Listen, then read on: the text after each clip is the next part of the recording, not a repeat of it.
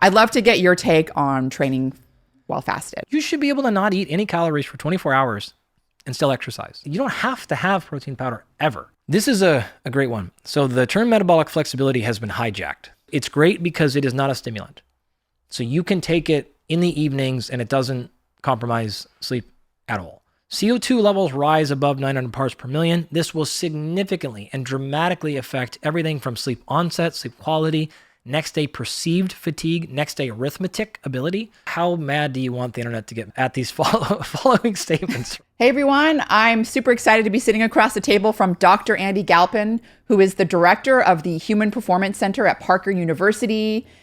Andy and I have been corresponding for at least the last 10 years. I'm pretty pumped to have this conversation.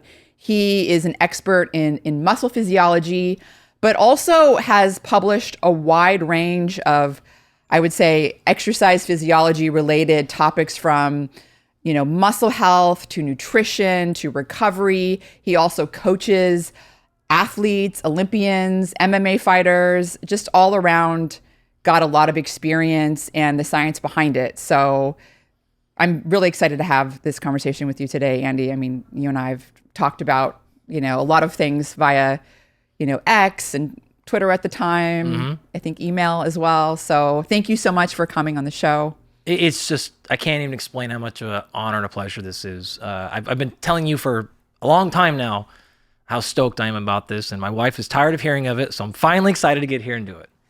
Well, today it's kind of interesting because, you've got this vast publication history in muscle biology and exercise physiology, but I'm kind of taking you in a direction where you've also published and you have a lot of knowledge regarding nutrition, supplements, recovery. I'm super interested in the role of those in helping people sort of meet their fitness goals.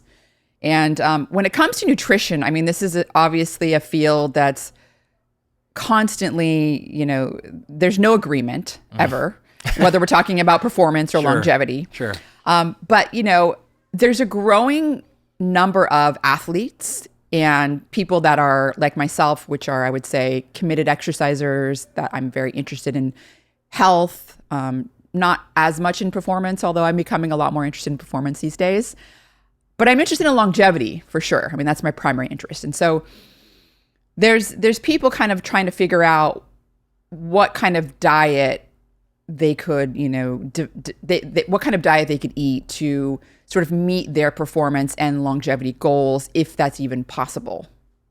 Is that something that you've thought about? Yeah, I get the question of performance versus longevity or health with nutrition a lot. And I think, as you've done so well over your career, there are tenets that are going to agree, and then there's going to be distension. And so I think it's easiest maybe to frame this as, what are the flags we can put on both sides of this equation? Known, obvious yeses and obvious nos, right? So if you want to live your longest, healthiest life, number one, we're all going to agree on probably 5, 7, maybe 8 different things. And if you were to look, I'll just do it this way. If I said, okay, great, because we deal with these clients. I deal with high performance athletes, as you mentioned, and we have a lot of our clients that are like you. They're not athletes, never were, do not care, but they're wanting to live their longest, healthiest life. And if I threw their diets in front of you, I'd be stunned if you could tell me which one was for which person. I don't think you'd have any chance, right? So you'd say, what's that going to look like? We're going to center around protein, right? You've talked about that endlessly. It's going to be high and high quality. We're going to have a lot of variety of foods. We're going to have a lot of variety of colors. Turns out micronutrients, vitamins, and minerals are pretty important, right? Like your entire career. We're going to have some attention paid to fiber. Caloric intake will be managed. We're going to distribute carbohydrates and fat in some way that helps them hit their needs and goals and personal preferences. We could go down the list, but the easiest way to think about it is, how much overlap is there? Almost all. What are the small differences between these performance and longevity goals? Well, depends on what type of performance. So we're talking about a lot of caloric expenditure. Are we talking about a power event? Or then yeah, we're going to find some differences, and we can chop that up all day if you want to know like exact numbers and hours. But the reality of it is, both of those people, performance, longevity, you have to manage calories one way or the other. You have to do all the other things. It's not that different. You can make some arguments of maybe you can get away with certain things. If you're not interested in performance, you can do some different things with food timing, food frequency. You can play with some different stuff where you wouldn't want to do that with a high performance athlete. So there's a lot of fun differences with those things. But at the highest level for the average person, if you're eating like a high performance athlete, for the most part, you're also eating for longevity. Only big fundamental difference there might be caloric balance. Yeah. That's the top layer. But other than that, it's pretty similar. I was kind of thinking that was going to be your answer. I'm very interested in the intermittent fasting, time restricted eating, training while you're fasted, depending on the type of training, because it's something that I do for certain types of training. Mm-hmm. So you like to train fasted? Well, I like to train fasted if I'm going for a 30-minute run. Yep. Zone 2 kind of run. Sure. And the reason I do that is because, this was years ago, I read a meta-analysis, and maybe I would love to hear your updates on the literature because I know that you've been keeping up with it. But there was a meta-analysis looking at people that were training fasted, and if they were doing endurance type of aerobic exercise training, and they were training, it was like less than 60 minutes. It was like less than an hour, right? Yeah. And this isn't, this is like a zone 2 kind of below the lactate threshold type of training. Then they had better adaptations in mitochondrial enzymes, obviously like fatty acids being oxidized. So whereas if they trained when they were fed, again, it was less than an hour, some of those adaptations were blunted somewhat. Yep. And for me, it was like, oh, well, I kind of want those adaptations. So I do like to train a little bit fasted. Now, I don't do hour-long runs anymore. That was like a thing of my past for me. Okay. I do my strength training, I do not like to do fasted at all. I have to have like something like a banana. I have to have some glucose or something. So I'd love to get your take on training while fasted. Yeah, there's a lot of things to think about here. I know that I sent you right before we started here our preprint of one of our fasting studies we just got published. So we can go into that if you want. But in general, the biggest way to think about this is the magnitude of benefit with the intervention exceeding the magnitude of preference. And what I mean by that is when I coach people this morning, like literally this morning, I'm dealing with putting together a program for the #1 quarterback in college football. Right after that, I have to deal with one of our executives who's 60-year-old female. Right after that, I'm also dealing with a guy preparing for a 900-mile hike. And so that context is important because as I'm answering questions like this, all of these avatars are in my head. And I'm thinking, what is true for person 1, 2, and 3? And then what is true for the other person who doesn't exercise at all? And if something's not consistent across those 4, then I have to modify and contextualize the answer. So when it comes to training fasted, great.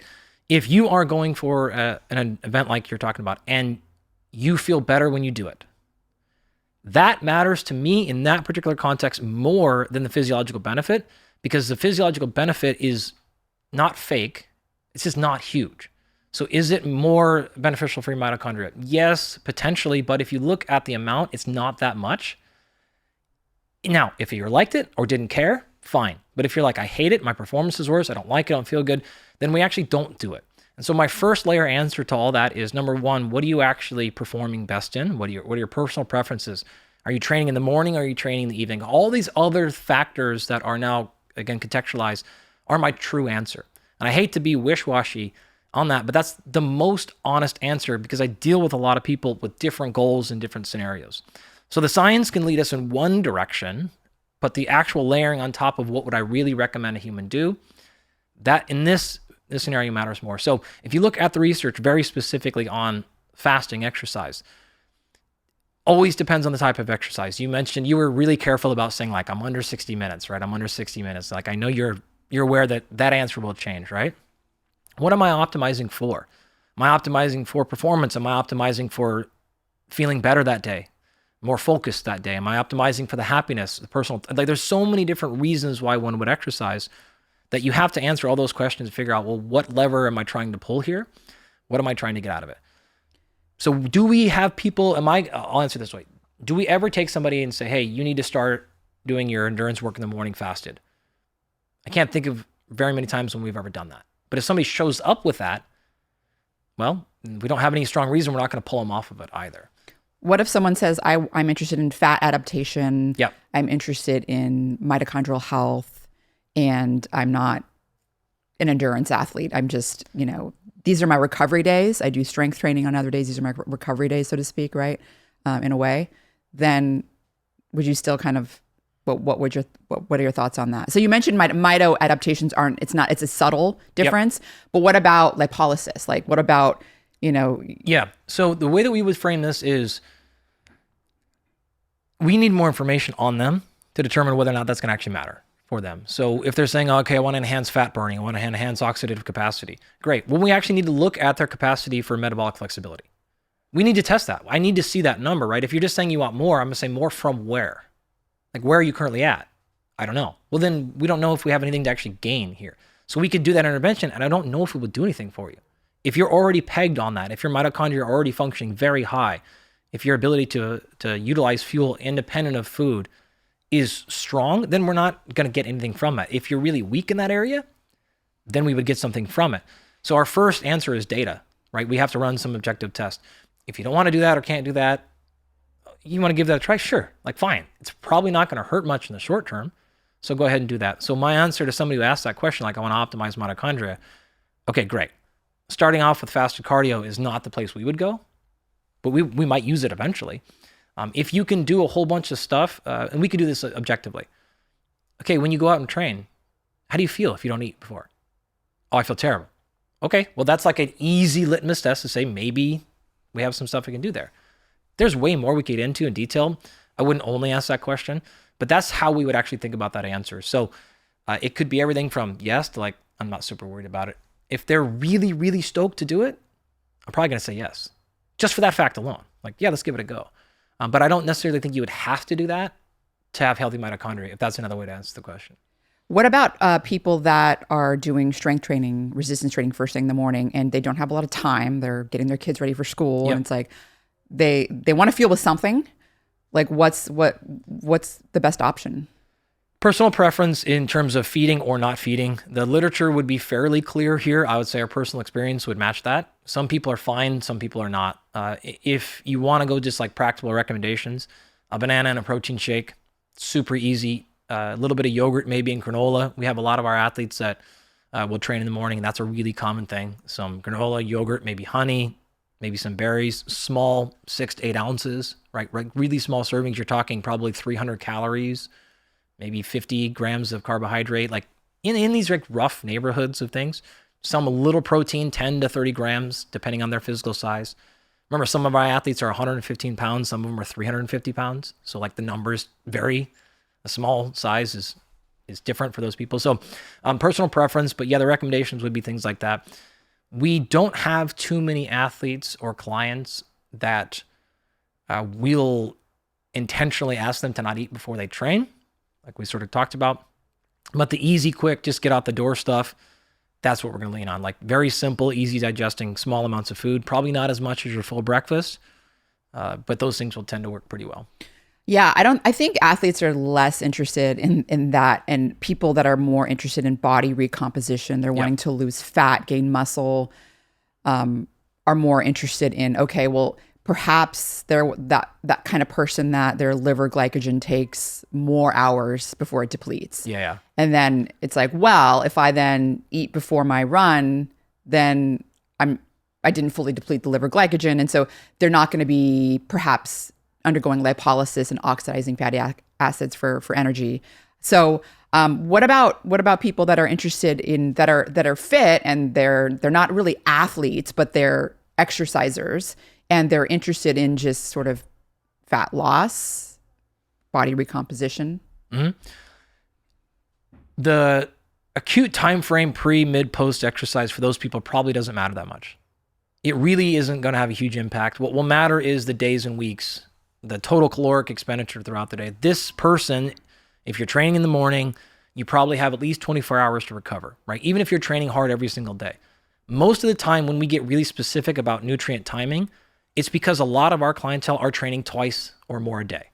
That's when timing really is critical, whether you're talking about timing of fat, protein, and carbohydrates. So when we hear people say things like, oh, timing doesn't matter, for the average person, it's not a huge deal.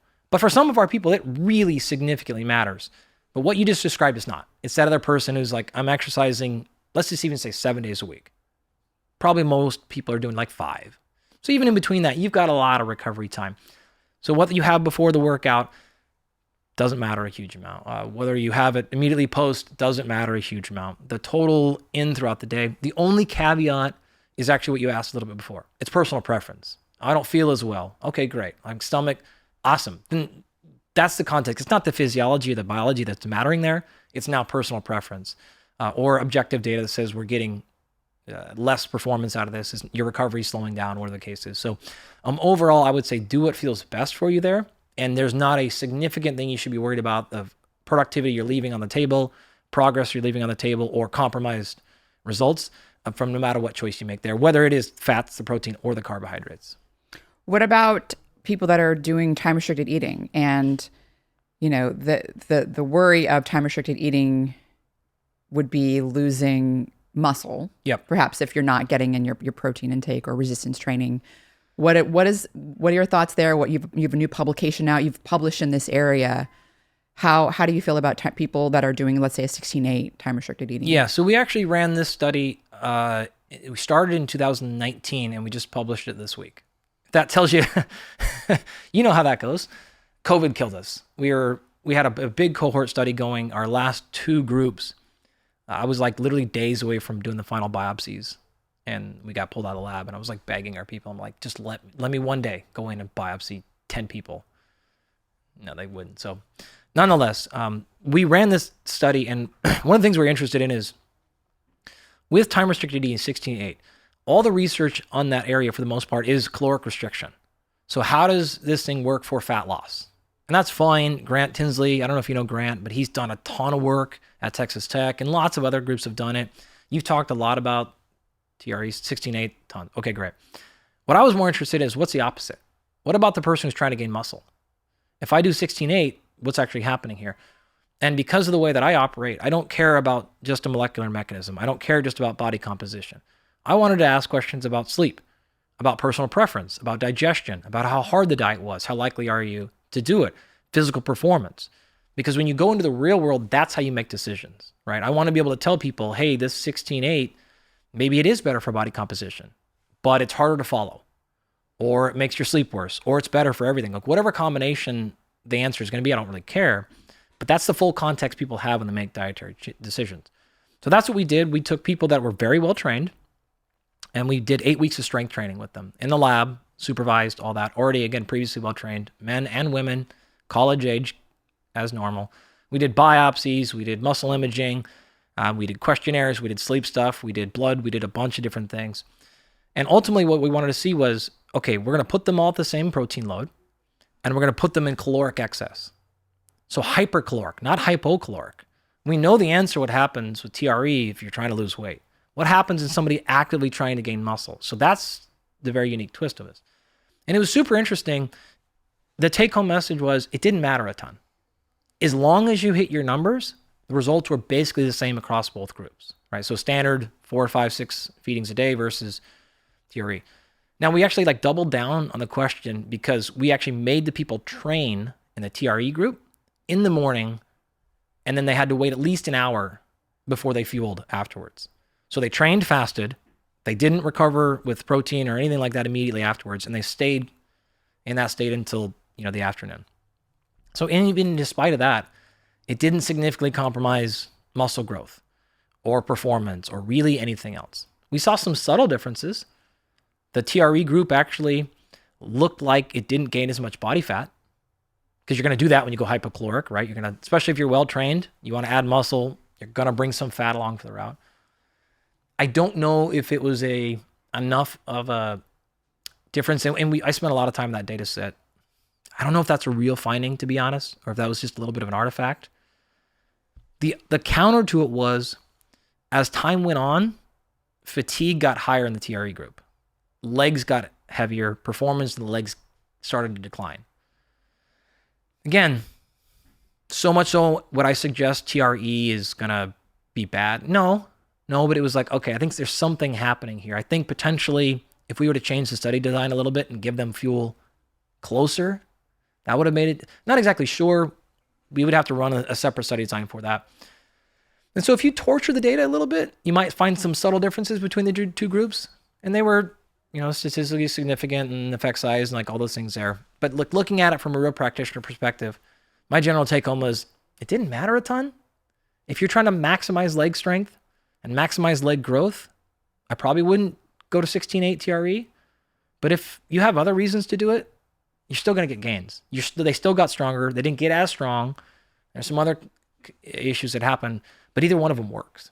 But do you think, again, if they were allowed, I mean, most people after they're done strength training, they eat within an hour. Like I immediately am getting protein in me because my body wants it. Yeah. So do you think that maybe would negate some of the performance deficits that you found? I think it was more of a carbohydrate issue.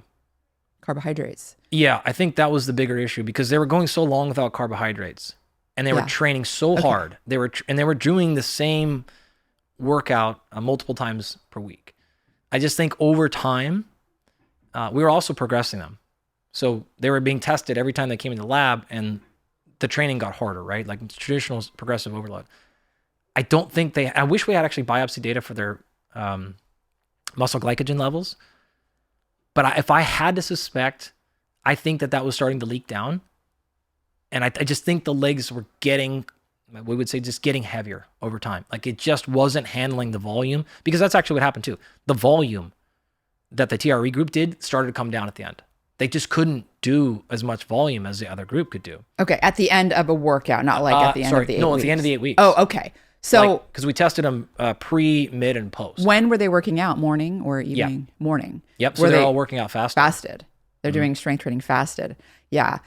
So So the bottom line is from your study, which is going to be published soon. Depending on when this comes out, it may already be nice. There. Like any day. Any day. I'm stunned it actually hasn't happened. Congratulations. This is great. This is a great study. You sent it to me. I can't wait to read it. You can gain muscle. Yep. On a 16/8 time restricted eating schedule. Yep.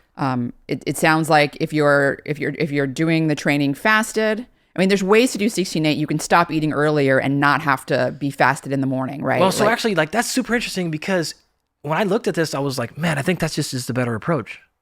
Yeah. Maybe if they would have done their fasting in the evening, afternoon, there's a bunch of other arguments we could make that's better anyways.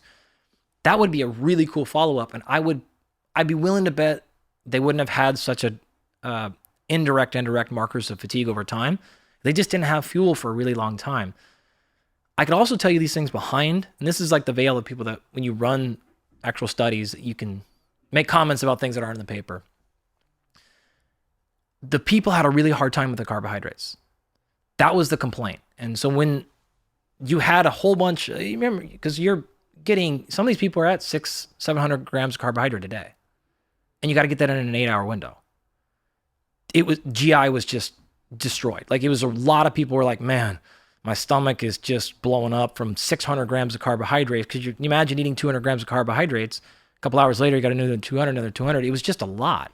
Was it so high because you were doing this hypercaloric? Yep. Because I mean, most people aren't doing that many carbohydrates unless they're like endurance athletes. Yeah, well, we have some big people, right? So if you're 110 kilos, and you've got to be at a hypocaloric, and you're at either 6 grams per kilogram body weight, like those numbers get high fast.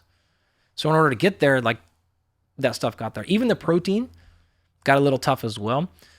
So we didn't see. I wish we would have had more subjective questions in those areas. But that what I would say, like it was just hard for those people to hit their numbers. Most of them got there, but they're just like, whoa. I just wish I had another hour. Like give me another 2 hours. Could I get 50 grams of this protein a little bit earlier? That'd make my life so much easier. So I just think from a practical perspective, it was harder for them to follow. It was harder for them to hit their numbers waiting the whole day than to start and hit it in a caloric surplus. So if you're not in a caloric surplus, different equation here. If you're in a caloric deficit, different equation here. But for people that are pre-trained, pretty well trained, and they're actively trying to get bigger and stronger, it wouldn't be the first approach I would take. But it's still plausible. Clearly it worked. They still got benefits from it. But switching the order I think would be cool. Would you say that if they were, let's say they were in a slight caloric deficit, still getting their protein, meeting their protein needs, would they be still gaining muscle, you think? I don't think it would have gained as much. They would have gained some, right? If you look at, like, again, all Grant's work and a lot of that hypocaloric state stuff, sometimes they gain muscle. It can happen, but can they gain it at the same rate as when you add more calories? I don't think so. And I don't think so because in our particular program, the training program was really aggressive.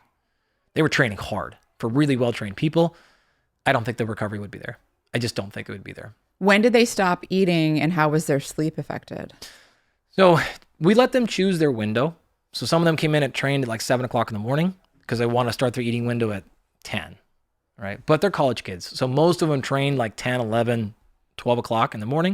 And then they would start their eating windows, between 1 and 2 o'clock in the afternoon, like something like that. Depends on if they work or whatever there. So we let them shift a little bit. The time domains had to be the same, but we didn't make them start at noon, depending on their life schedule. Sleep didn't really change that much. I wish we would have had some of our newer sleep technology. We could have really objectively looked at it at the time. We just had basic questionnaires, right? So we'll see there. What we did notice is the perceived fatigue and naps increased over time in the TRE group. Mm. And so, again, a little inclination there of saying, I think fatigue was setting in more. Some of that didn't land statistically significant, but you start to see sort of multiple things in the same pattern. You go, all right, if we run a follow-up study there, that might be interesting to focus on. Why is it important for people to have carbohydrates before they're doing strength training? You don't have to. If you can get away with it, you're fine. It's not the thing we're super concerned about, depending on where you're at. If you can get through it, if your total caloric intake throughout the day is fine, if your carbohydrate intake throughout the day is fine, and depending on how often you're strength training, if you're the kind of typical person who's training the same body part on non-consecutive days, then carbohydrate pre-exercise is not a big deal. It's totally fine. You can get away with your strength training. It'd be a personal preference again. If you're training, though, the same muscle group in multiple days or multiple times per day, that's when the carbohydrate timing will matter most. So you can have it before. Generally, people feel better with it. Performance is usually better, but it's not always. Or if you're someone that is on more of a hypocaloric diet, if you're trying to lose fat or perhaps maintain your weight, you're really watching your calories, yep. then perhaps you're not having a huge total caloric, yep. totally caloric intake per day, that you might want to have carbohydrates in that. We will generally, as just a high level rule, try to get more of our calories around training, just period. Regardless of what we're doing, regardless of what type of training, regardless of the person, as a first level thing, that's our preference. We want to either do it pre, mid, post. In your example there, if we're trying to bring calories down, we're going to go somewhere else if we can. It doesn't always work that way. People don't always like it, but that's our default position is, we're going to do more calories in and around the training to support it. I want better performance. You perform better, you get better adaptations. That's generally how we look at it. What about people that are more endurance type of athletes? They're out running, 10, 15 or more miles, or cycling, biking. What about those individuals? Different equation now, right? So whether you talk about strength training or even endurance training, but as you said earlier, like you're talking sub 60 minutes at kind of a moderate to low intensity, carbohydrate before training for most people is not going to matter that much. Now you're talking about something different. Really high intensity exercise for a prolonged amount and or moderate exercise for a longer amount, right? So we'll define longer by plus 60 minutes. Now you will very often see performance improvements with carbohydrates.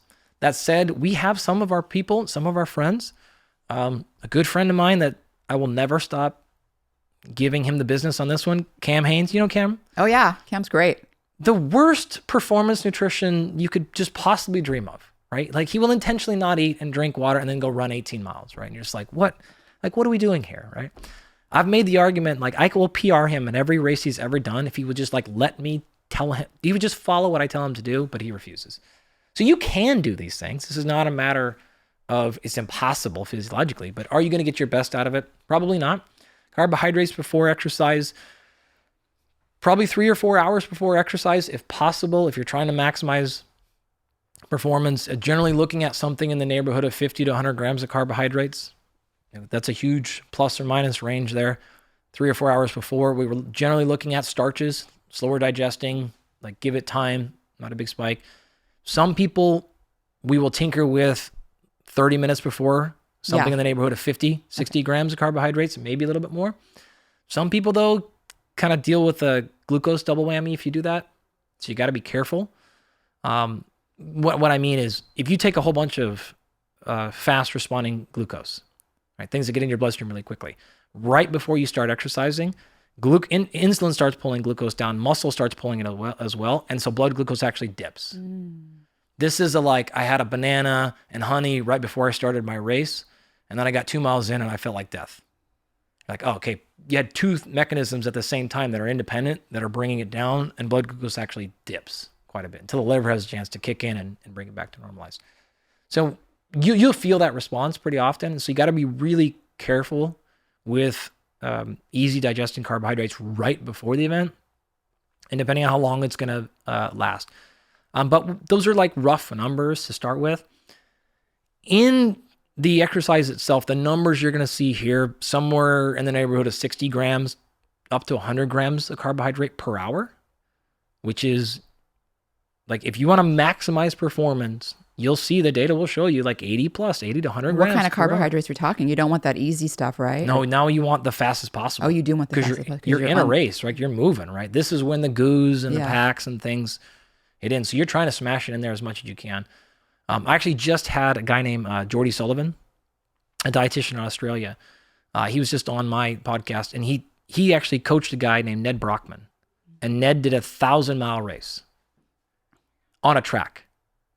So he ran on a track for 1,000 miles. I think it took him like 11 or 12 days, something like that, to finish. Did he, what was the sleeping like? The sleeping situation. Sleep on the track right there? Yeah. He would just like lay down and crash for a little bit, and then he'd get up and just like run again. And he just kept going. Jordy went through the exact details, exactly what he fed him, the amounts, the concentration. And when you get into things like that, when Michael's getting ready for this 900-mile hike thing, 60 to 80 to 100 grams of carbohydrate per hour is awesome in the lab. And I put you on a bike and you're in my research facility, like those are the numbers that work. But when you cross over into humans, you start getting really tired of goo. You like don't want to taste sugary drinks anymore. And so when you get past a couple of hours of exercise, then you actually start really paying attention to texture and flavor profile and mouthfeel, because that stuff starts to matter, and you can't hit those numbers. They're just not realistic. So if you're going to try to do something like this, pick your poison in terms of the carbohydrate source. This is the fast sugars. But if you're going to go for more than a couple of hours, you got to really think carefully about, are you sure you're going to like that taste of that for 6 hours? Because you probably won't. Oh, it's just incredible. I can't believe people do things like that. What about carbohydrate replenishment after a long endurance type of workout?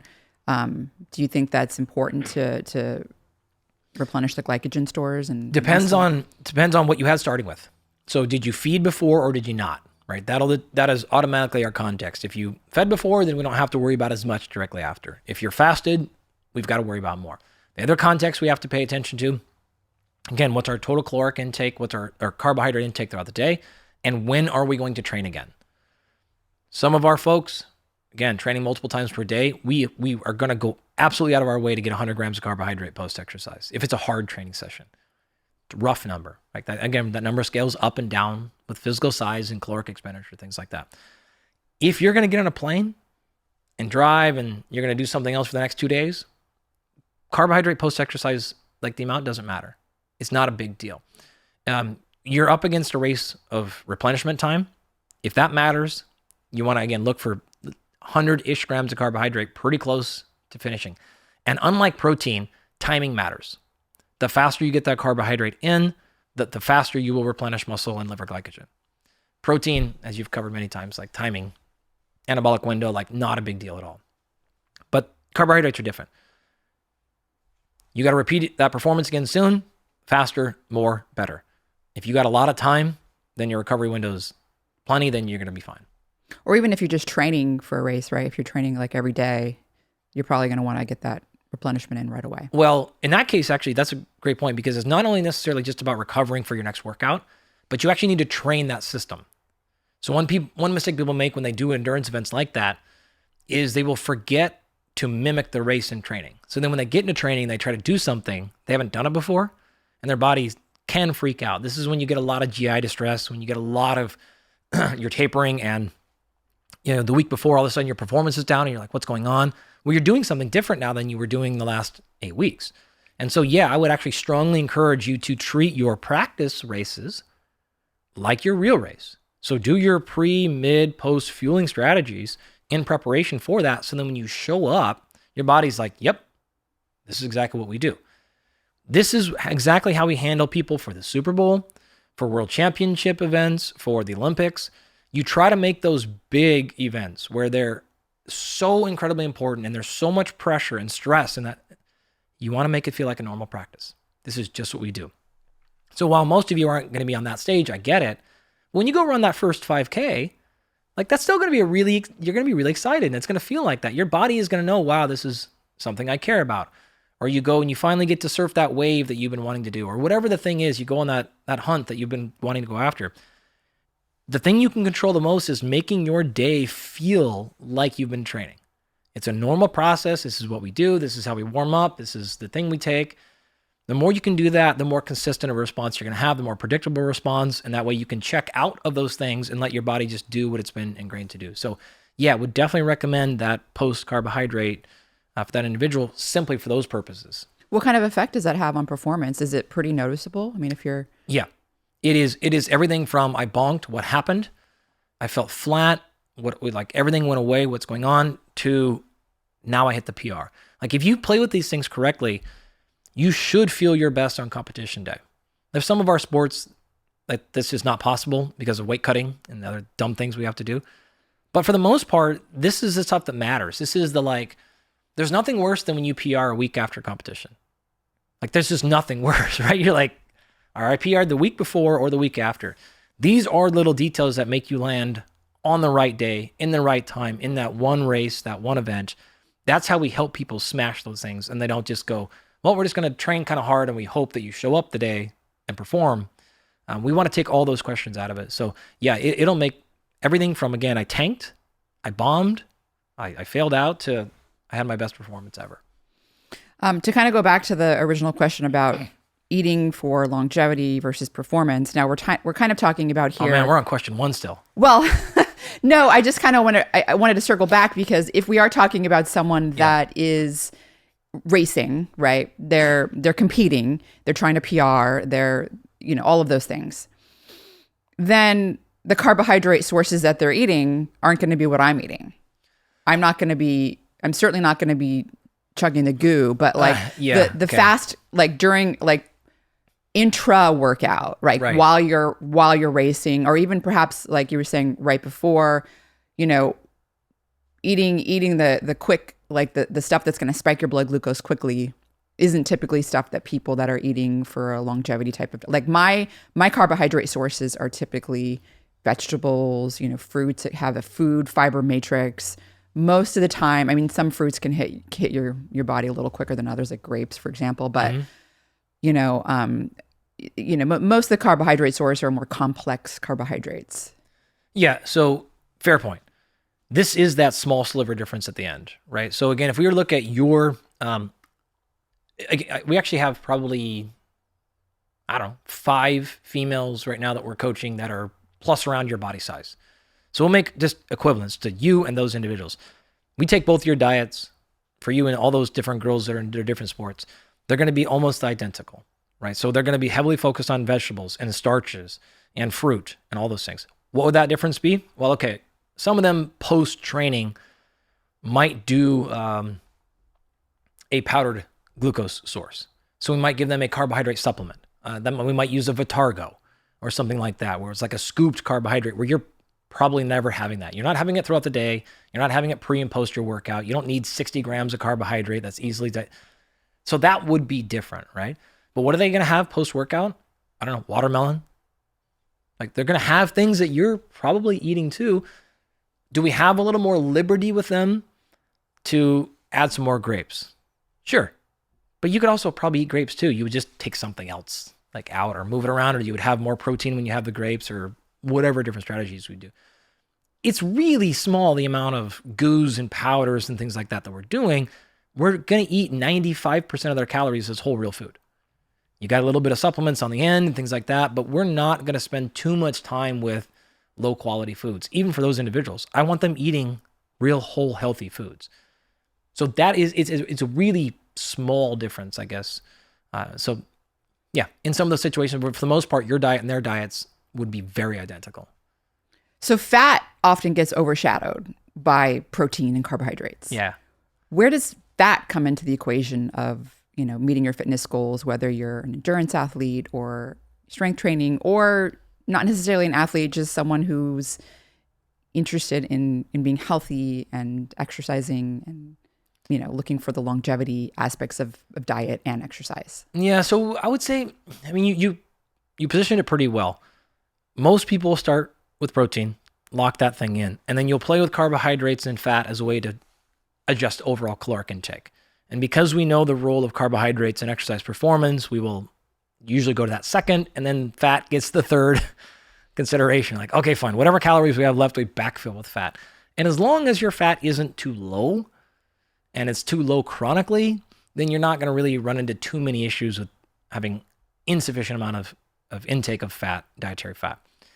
That said, this is something I've changed my tune on a lot. Right? Like I come from the classic exercise physiology academic background, and all those people are carbohydrates first, carbohydrates second, third, fourth, and like fat was always shunned. And I don't think I believe that as much anymore.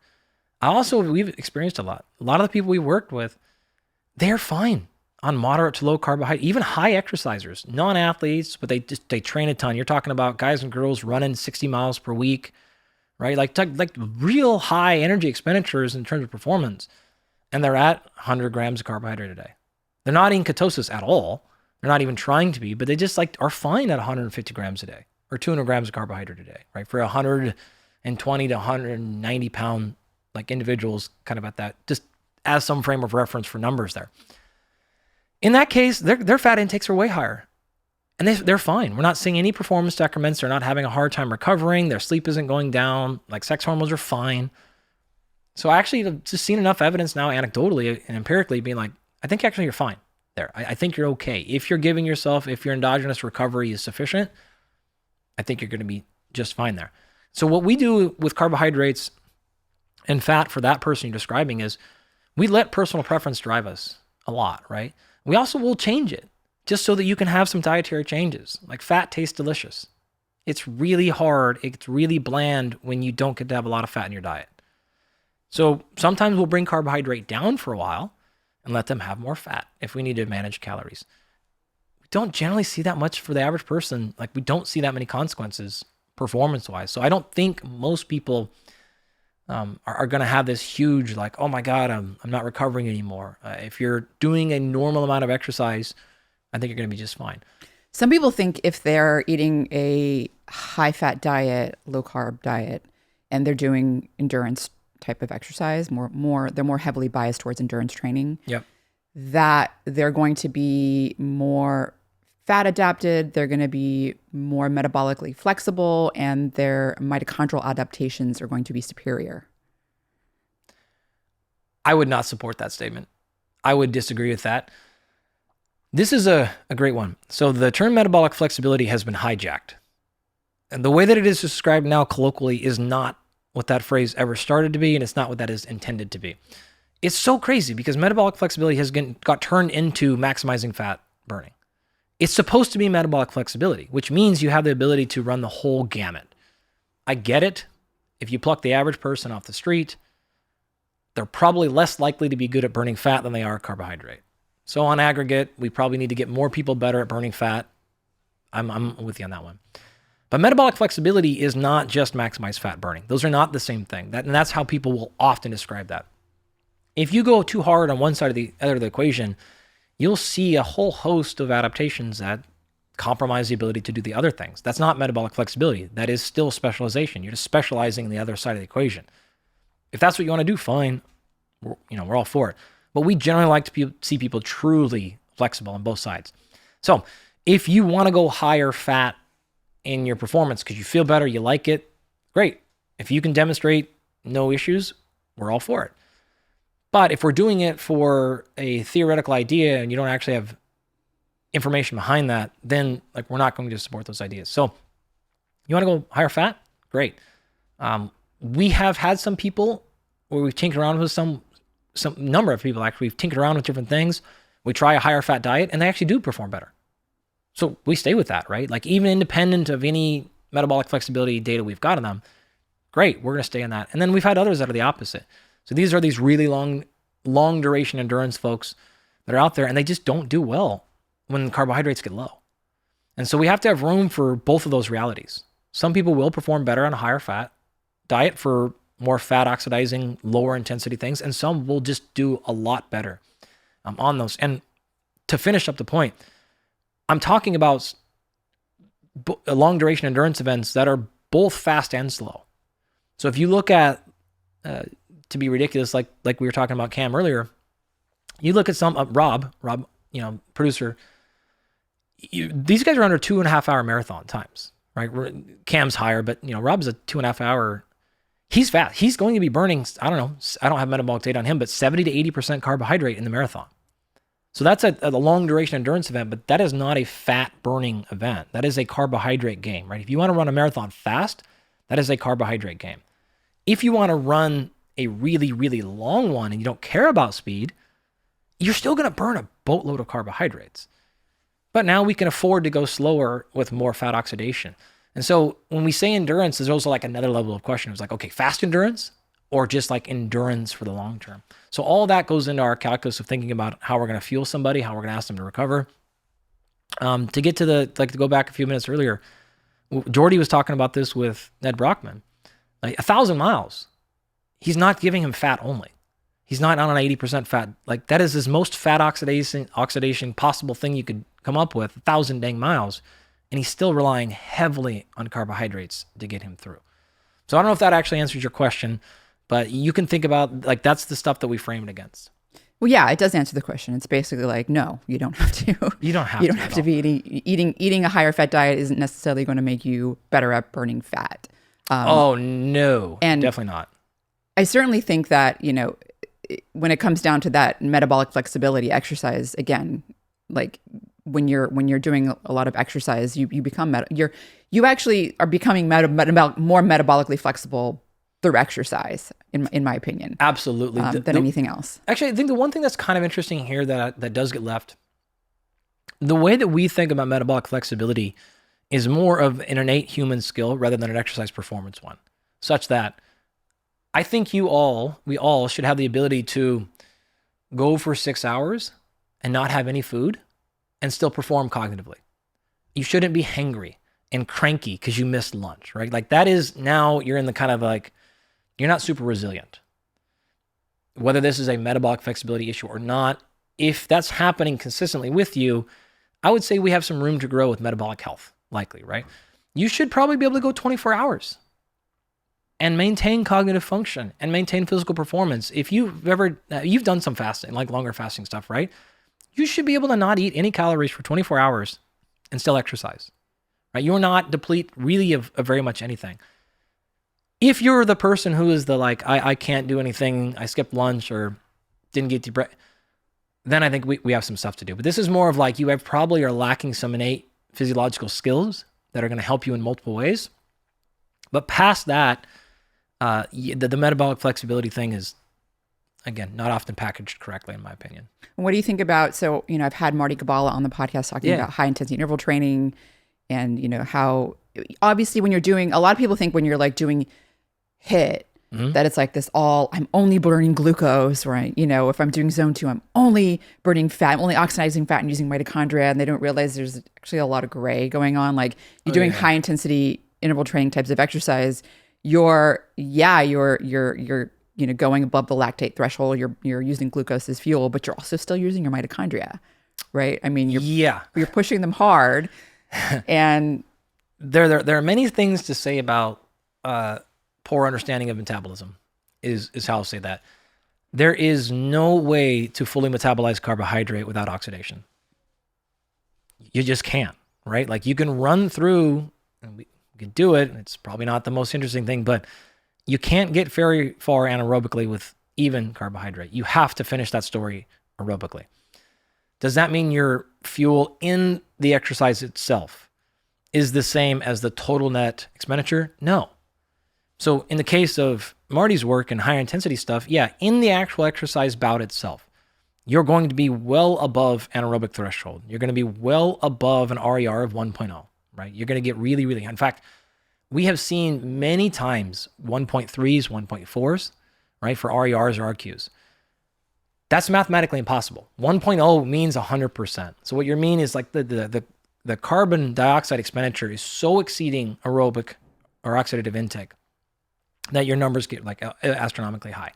So yes, but that said, anything you just burn there that's sitting either in lactate or in pyruvate or some other intermediate form there, it's going to be finished in the mitochondria with oxidation.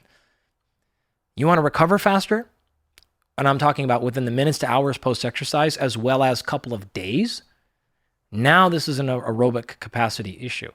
That's how you handle these things. For our athletes that fight in 5-minute rounds, like in the UFC, or we do 12 rounds in boxing, whatever the case is, there is a huge aerobic component to that. Huge. Despite the fact that they are going as hard as possible, they are pegged heart rate wise and other things.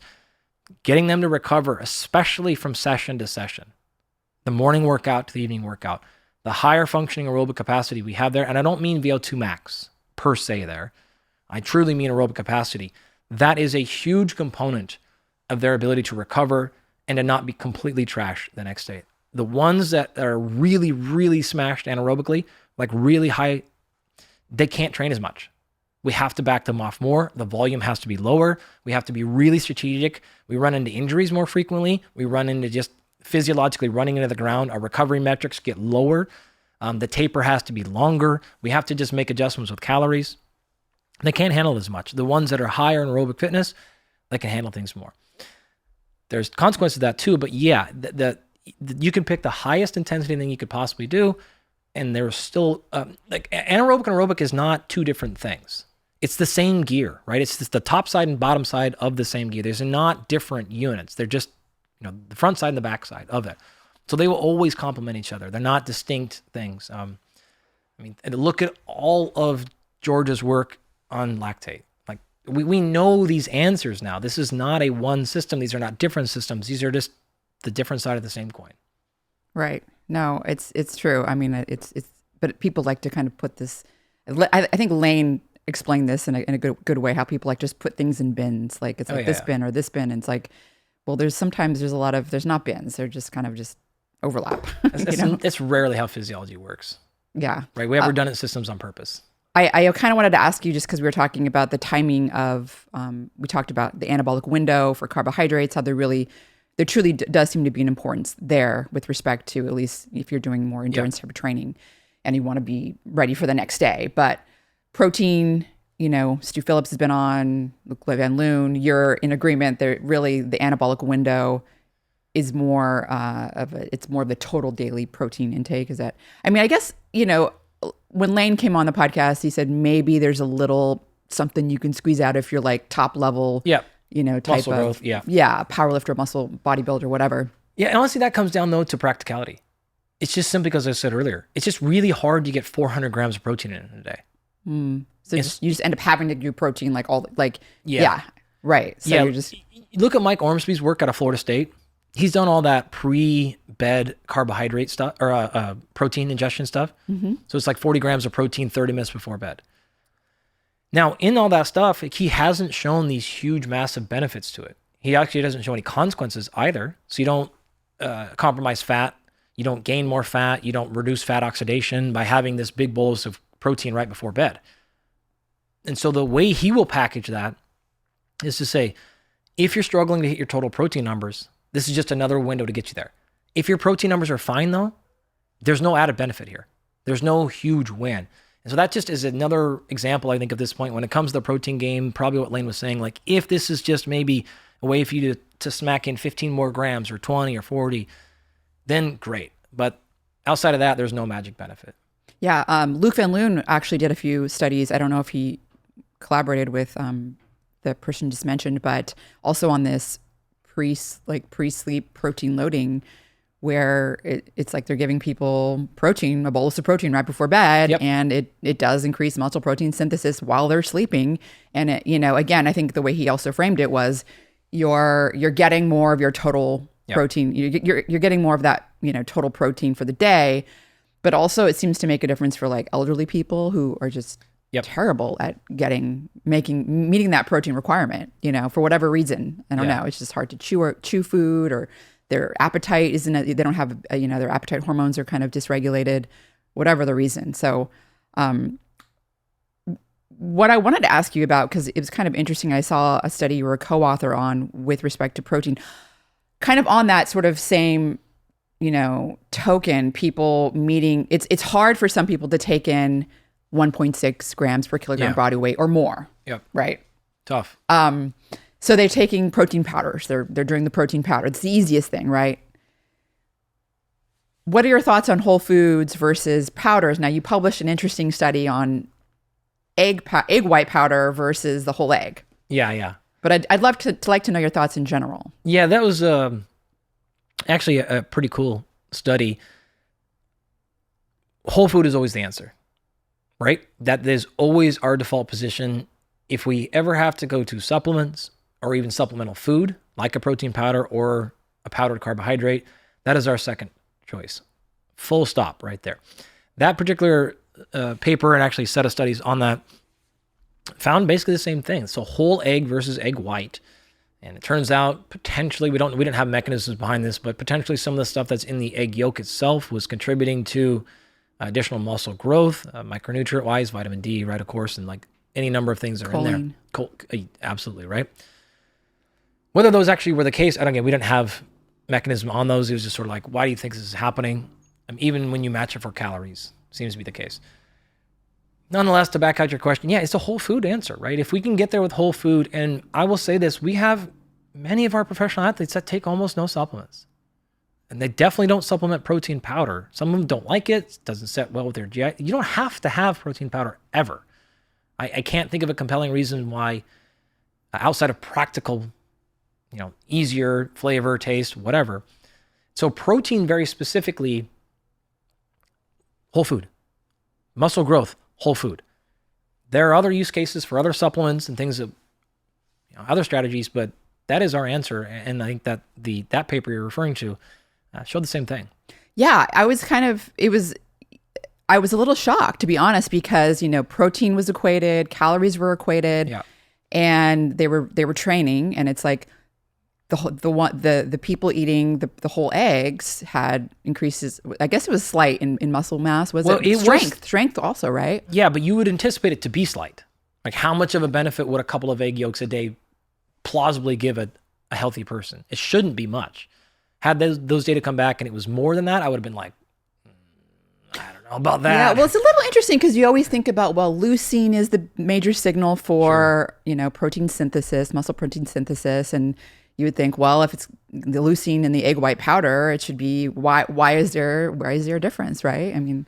Well, again, this is what, it's actually funny because when the reviewers came back, it was like, I knew it was going to happen. Everybody knew. And it was that, right? And you're just like, okay, how? And we're like, I don't know. We don't have this. And so you just start making, again, as you mentioned, choline, and you start making plausible this, and then you make plausibly that, and then plausibly that, and you're trying to run these there's also some omega-3s in eggs, and you might think, the cell membranes, now maybe the transporters are getting more leucine in. Who knows? Totally. Who knows, right? Yeah. But I personally, I don't like protein powders, to be honest, and it's a processed food.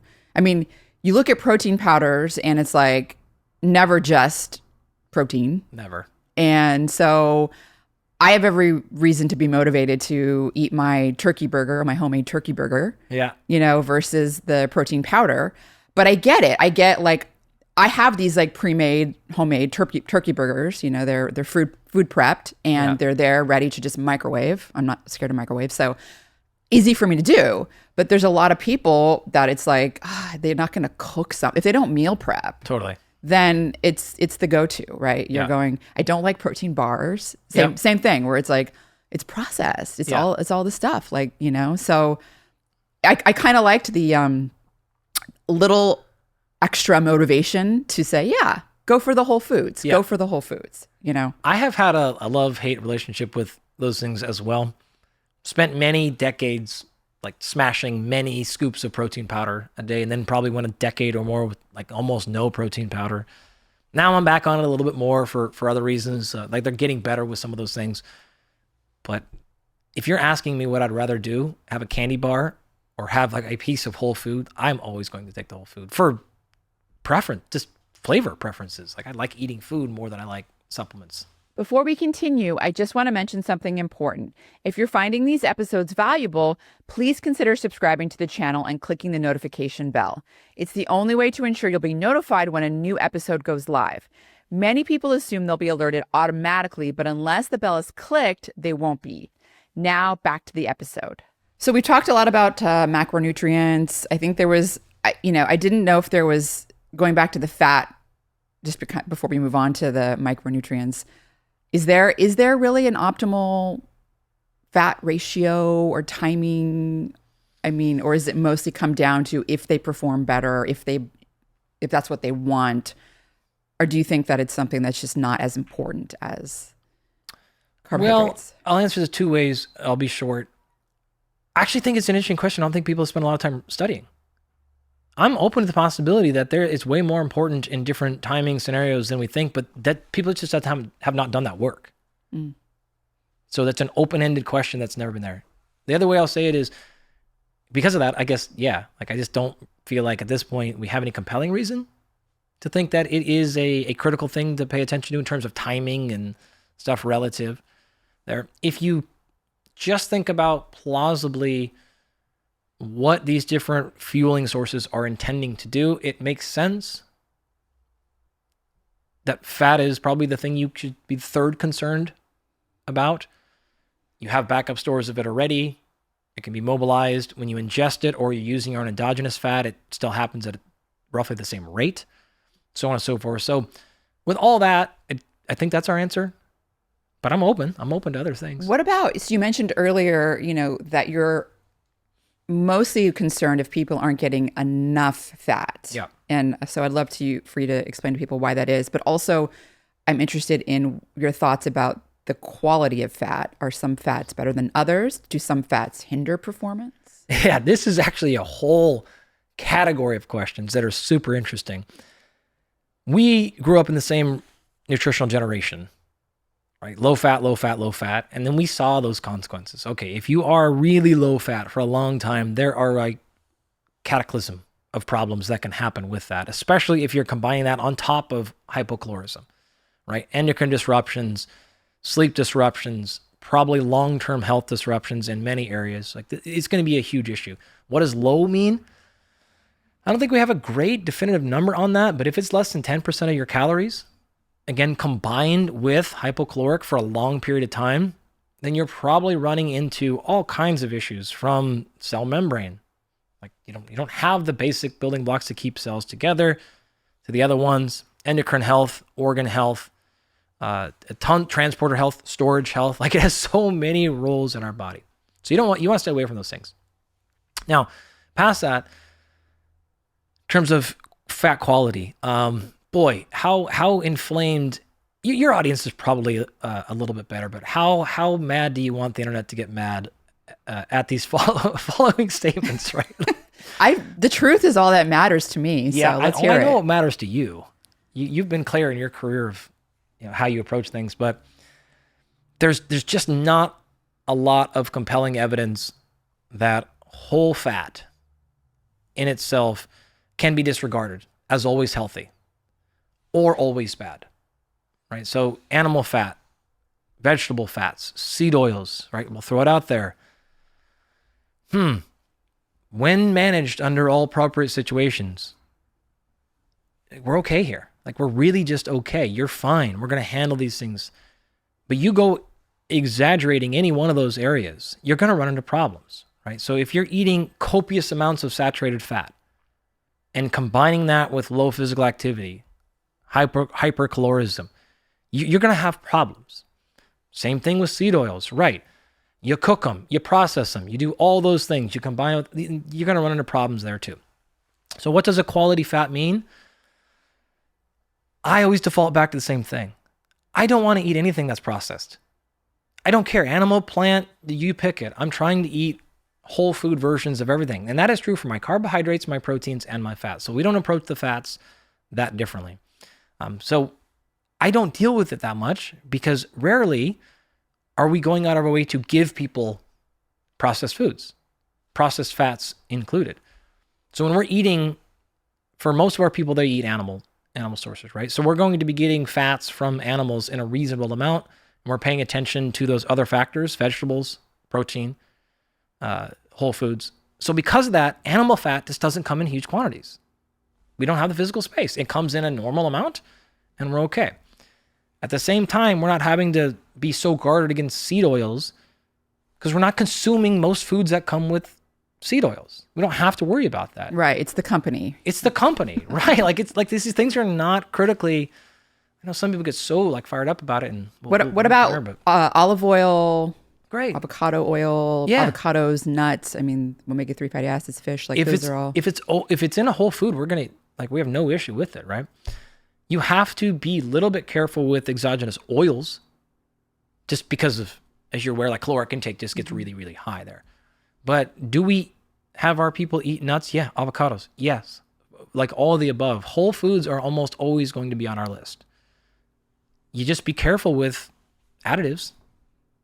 Like you put something in an oil and low quality in the sunlight, it, fill in the blank there.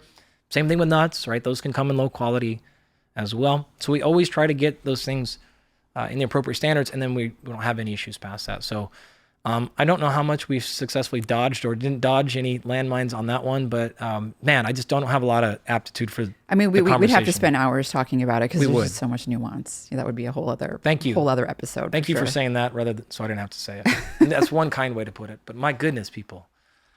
Yeah, there's a lot of emotions involved in nutrition for sure. That is a great way to put it. There's a lot of emotions involved. So micronutrients, this is an area that, as you know, I'm very passionate about, and I think it's a good segue into some supplements that I'm interested in talking about. But, exercise does increase requirements for several micronutrients. How do you approach that so that people are more intentional about their diet and trying to get some of those, maybe talk about some of those micronutrients and then and how. So micronutrients, vitamins, minerals, phytochemicals. If you're doing your job with nutrition, those things are mostly taken care of. Right? If you're eating the variety of the foods, the type of foods that we've been talking about, the big basic stuff, you're in a really good spot. Now, do we need to go on top of those things and supplement particular vitamins, minerals, nutrients? Context dependent here. Magnesium is the one that jumps off, of course, as the one where if our food quality sources were, I don't want to say how they used to be or what we would like them to be, and we had adequate amounts of those in our food, then we would literally just not have to worry about supplements at all. But that's not always the case. So because of that, you can look and you'll see all kinds of numbers about things like magnesium deficiencies, whether that's clinical deficient, subclinical, or just suboptimal. I don't know, some papers, 40% of people, some people 60%, like those numbers can get really, really high. When you look at athletes, because of caloric expenditure and because of sweat, and because of how much tissue breakdown that's happening through then the needs are even higher with them. So I would say magnesium as a supplement comes in probably 90% of the people we work with. It's really, really, really common for us to add magnesium as a supplement. We try to add higher magnesium bioavailable foods more. That is our starting place, but we're probably going to add supplements on top of that in addition because it's just hard to get there. You got to be careful with this a little bit though, because if you were to look at your magnesium levels in like a classic blood draw, that's a terrible place to look.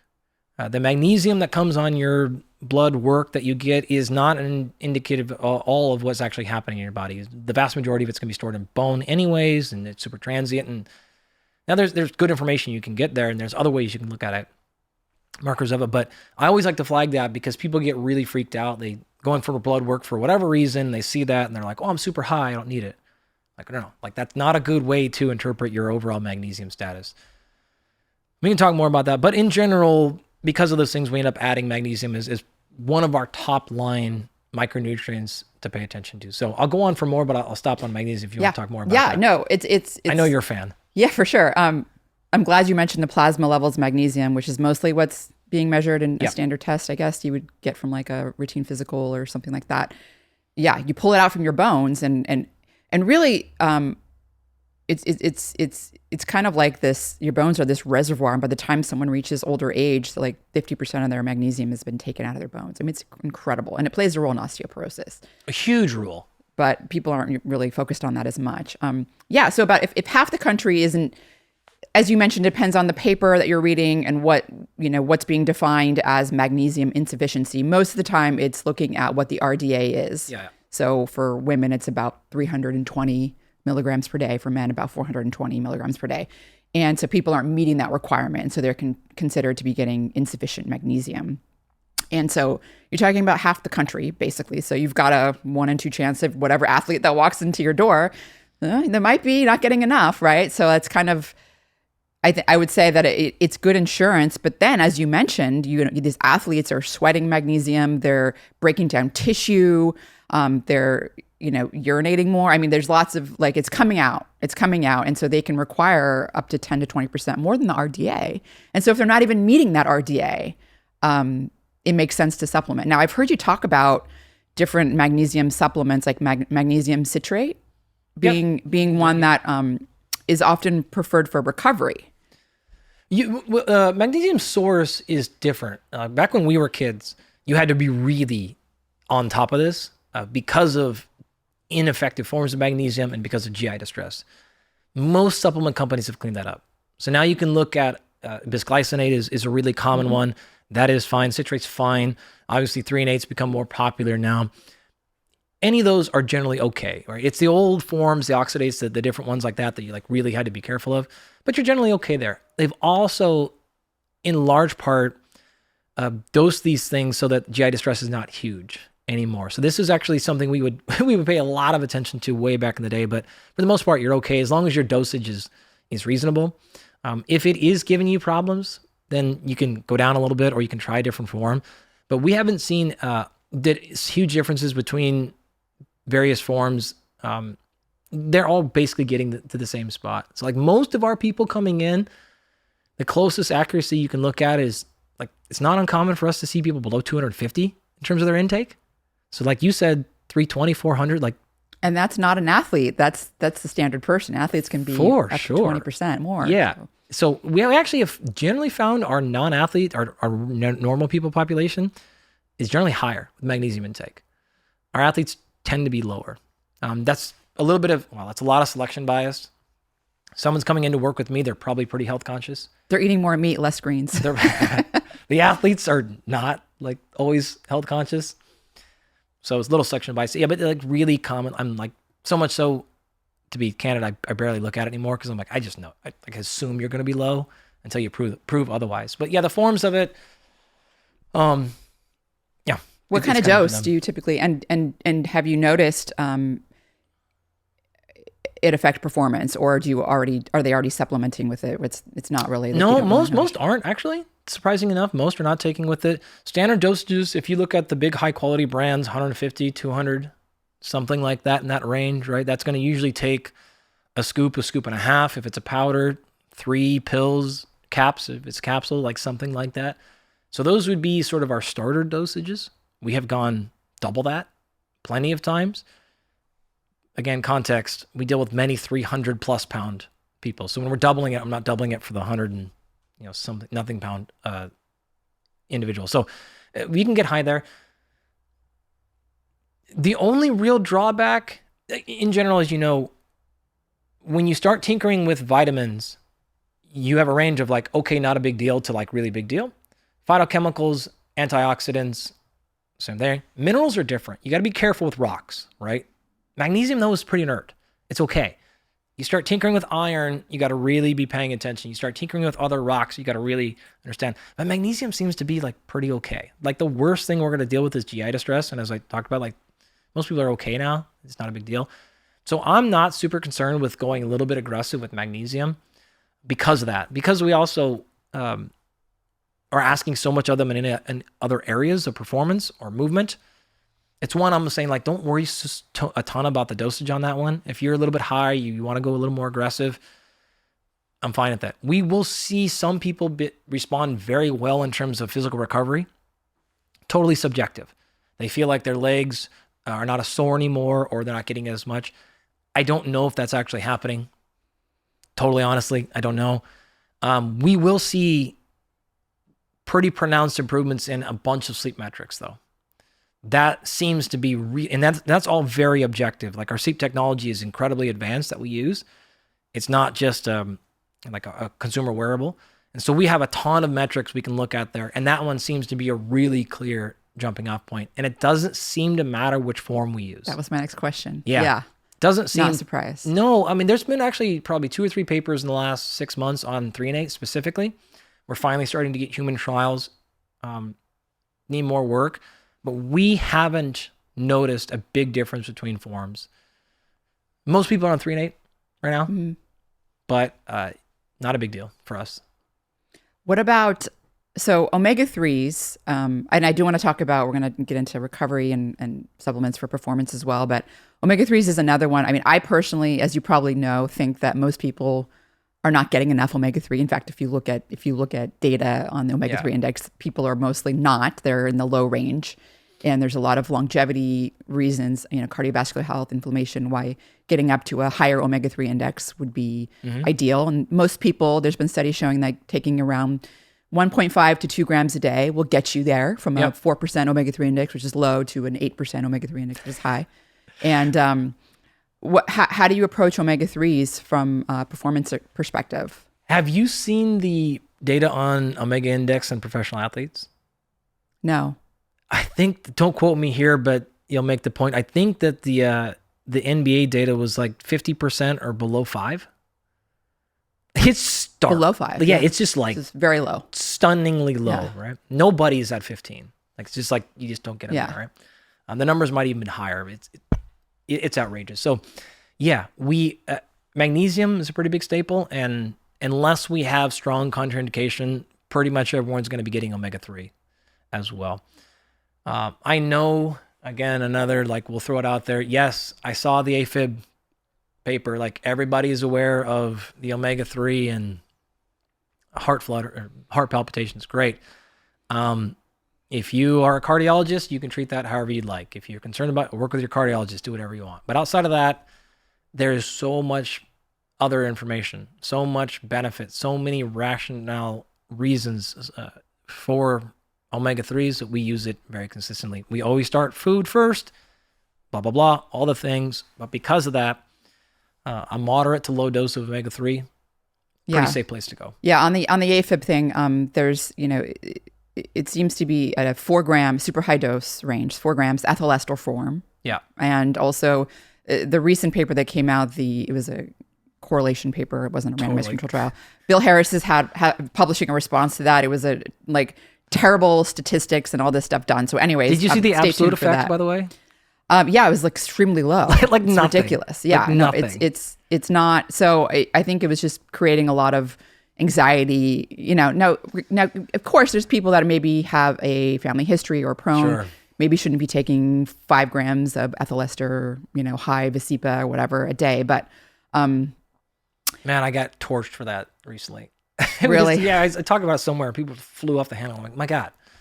Like, you have to pay attention past the top line. You do. Look at the absolute effect. It's like, again, it's like one of those things where you're going to have to spend a little bit of time talking about all the nuance to really convey everything. You can't just do a little soundbite. It's just not. People are going to have their emotional response, and that's that. There's also look, humans are weird. You can't pick a exercise, a supplement, a nutrition thing that we've ever done where somebody of the 7 billion of us won't throw their hand up and go, oh, I did that, and I had this crazy negative response. Right. Yes. Totally happens. And I believe you. I trust you. I can't explain it. Right. Physiology is wild. There's nuance here. People respond differently. Not to mention that maybe it was something else. I mean, you never really know. But totally. So I had a young professor on the podcast, Chris McGlory, and he's been doing some pretty pioneering and interesting work. He trained with couple of the big guys. Stu Phillips is one he trained with. But he does work on high dose omega-3 and disuse atrophy.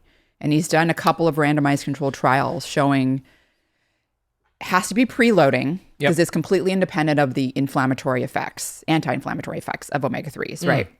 Where it seems to be you have to like get these people on omega-3 for at least a month, right? They're doing like 4 or 5 weeks before the trial starts. So they have to be loaded up. That's how long it takes to accumulate in cell membranes. And it's accumulating in their cell membranes in their muscle, and people then have a disuse event. So he'll put a cast or whatever on them, and it cuts disuse atrophy like in half. And he's like, trying to figure out what's going on, but it appears to be sensitizing muscle to amino acids.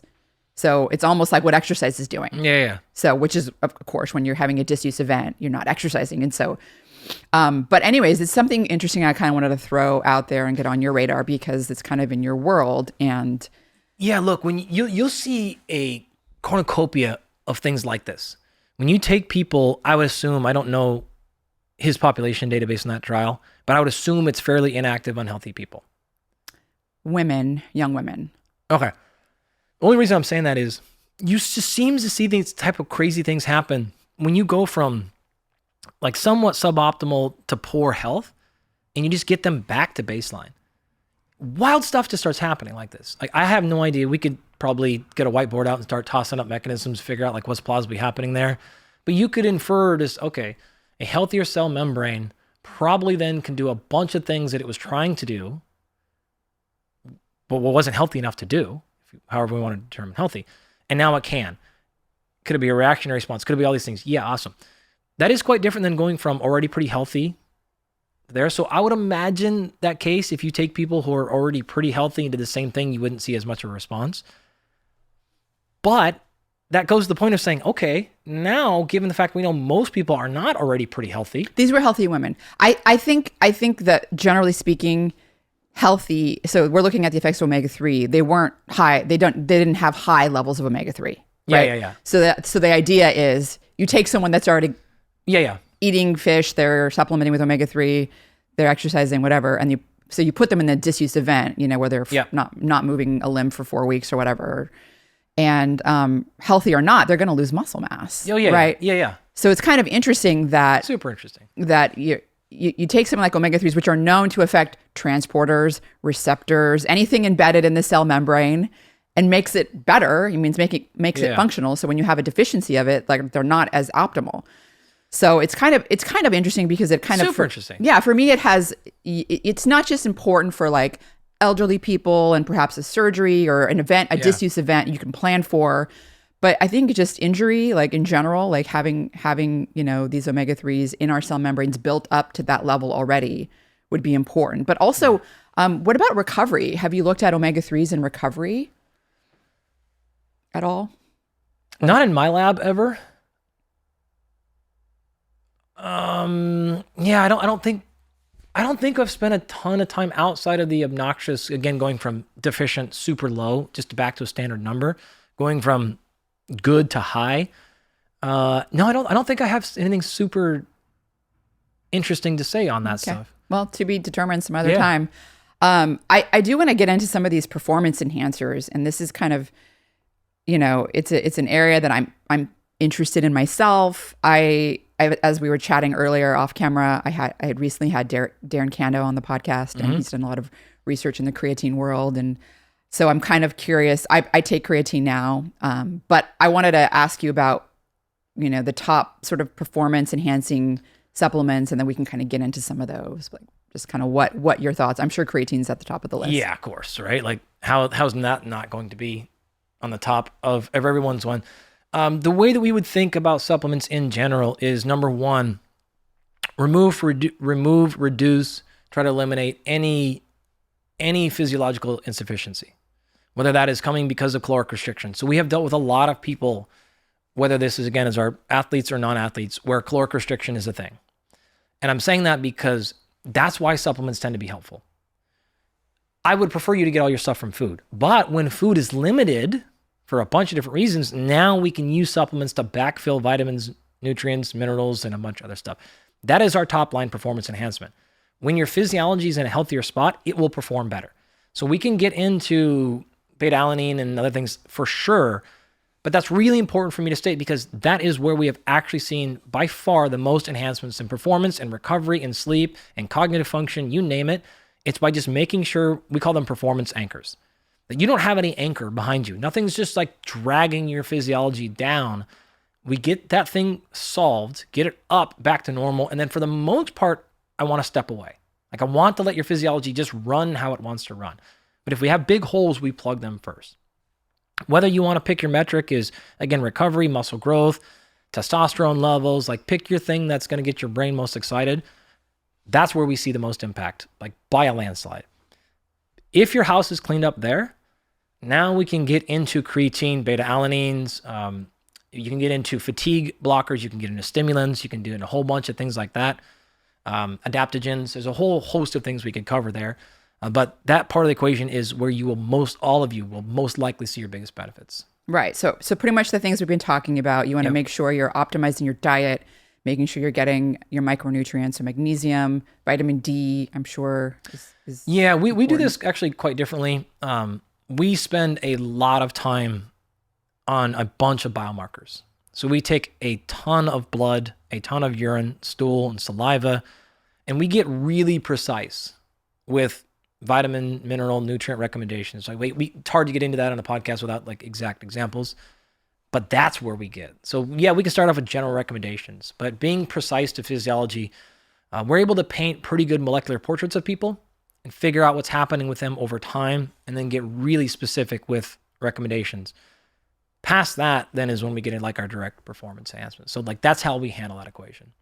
Yeah, some people are really into measuring and trying to quantify their deficiencies and their sufficiencies and see what's best. But not everyone's going to do that, totally. Right? Yeah. So some people, you kind of put them in that bucket of, okay, yep, 50% of the country's not getting enough magnesium. Most people are not getting, omega-3s, and the vitamin D, again, more than half the country's not getting enough because we're spending all of our time indoors.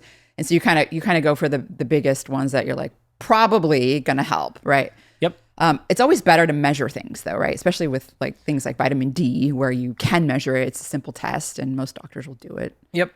And like vitamin D is a good example of, it's also one where I feel pretty good with you just taking vitamin D without a test. I ain't tripping if you're just like, hey, I want to take vitamin D. Like, all right, I'm probably cool. Like, what's the worst that's going to happen? Not much. Yeah. Very limited downside. Strong likelihood you're low. Even if you're not low, very little harm here. So there's most of the things we've talked about, you don't need any test at all to go do. Some things I'm going to say, hey, like we want to see actual markers on this before we start tinkering with that. We said like minerals in particular, be really careful of. You have big downsides to them. But yes, most people, the big stuff are going to put you in a better spot. And that's what to pay attention to. So the minerals that are sort of not as risky would be the magnesium. Now, iron, you said, iron's something that probably more focused on with females that are menstruating, right? Yep. Premenopausal females. Yep. A lot of them can become low in iron. And red's a really common thing to pay attention to. So this is a concern you have with relative energy deficiency, right? So if you're not only combining being female as well as a lot of caloric expenditure and calories are moderate to low, then we have all kinds of problems we have to pay attention to there. So there's just a whole bunch of other factors that go into that. Iron gets really complicated really fast. So maybe we can come back to that one on a different day. But don't you also like, as an athlete, you kind of like you're losing your, to tear down, like red blood cells are being torn down. And so you're probably losing even more iron. No, okay. So there is a thing that we will talk about for many decades now called heel strike hemolysis. This is exactly what it sounds like. If you run a lot and your feet smash the ground, when your blood is going past the bottom of your foot, just normal blood moving through your body, and that blood is between your foot and the ground, and then you smash it, you will smash your red blood cells. We see this in our combat athletes, right? So you have physical things hitting your body, you will physically smash those red blood cells. You will smash that iron. And so, yeah, it's not just menstruation. It's not just breaking down of tissue, you will actually physically smash your own red blood cells.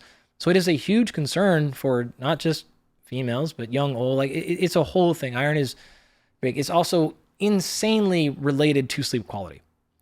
So you will see numbers go all over the board when you are having splenic contractions at night because you're having mild sleep apnea or other disturbances. So the numbers that you're paying attention to there, they really throw people for a loop when their blood work. So you got to be really careful and pay attention to that. And as I said, that's not an innocuous supplement. You can't just smash it and just be like, oh, I'll just take some more. Not a good idea at all. So you definitely want to measure your iron, your ferritin. Like, what are the main things? A bunch ones. Yeah, I would say that there's probably at least 7 markers that we would pay attention to before we're really truly understanding what's happening with your overall iron status. Everything from hematocrit to hemoglobin, ferritin, of course. But then you have even like red blood cell magnesium concentrations, and maybe probably closer to 10, actually, I would pay attention to.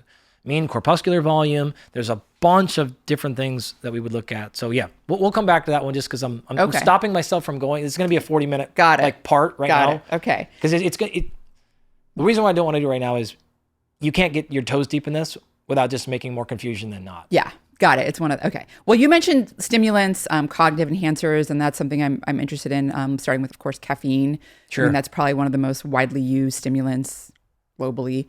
And I've come across a few studies where caffeine, if used before exercise, seemed to enhance fat burning, like pretty significant, and now this is not someone that's already an athlete and doing long amounts of endurance exercise. It's not going to make a difference. But someone like myself, I'm running like a 30-minute run, or I'm doing a 20-minute hit.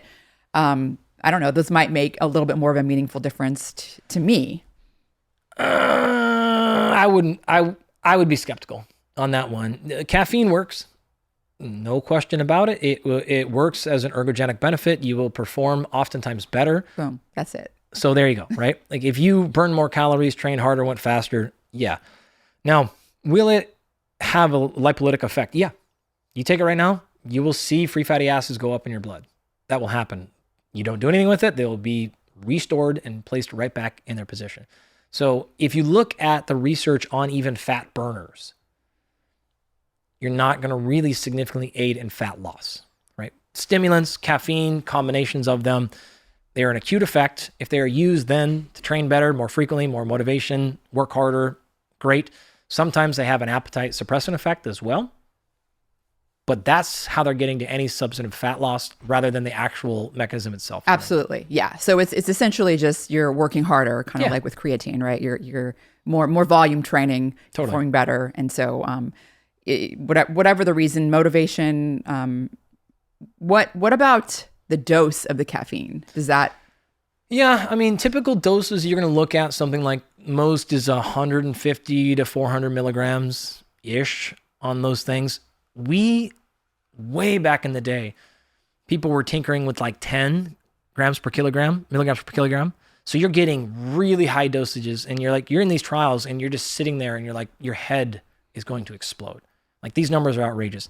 4 to 5 is like more of a standard one now, which is going to equate to that, like 200, 300, 400 total milligrams, depending on your body size.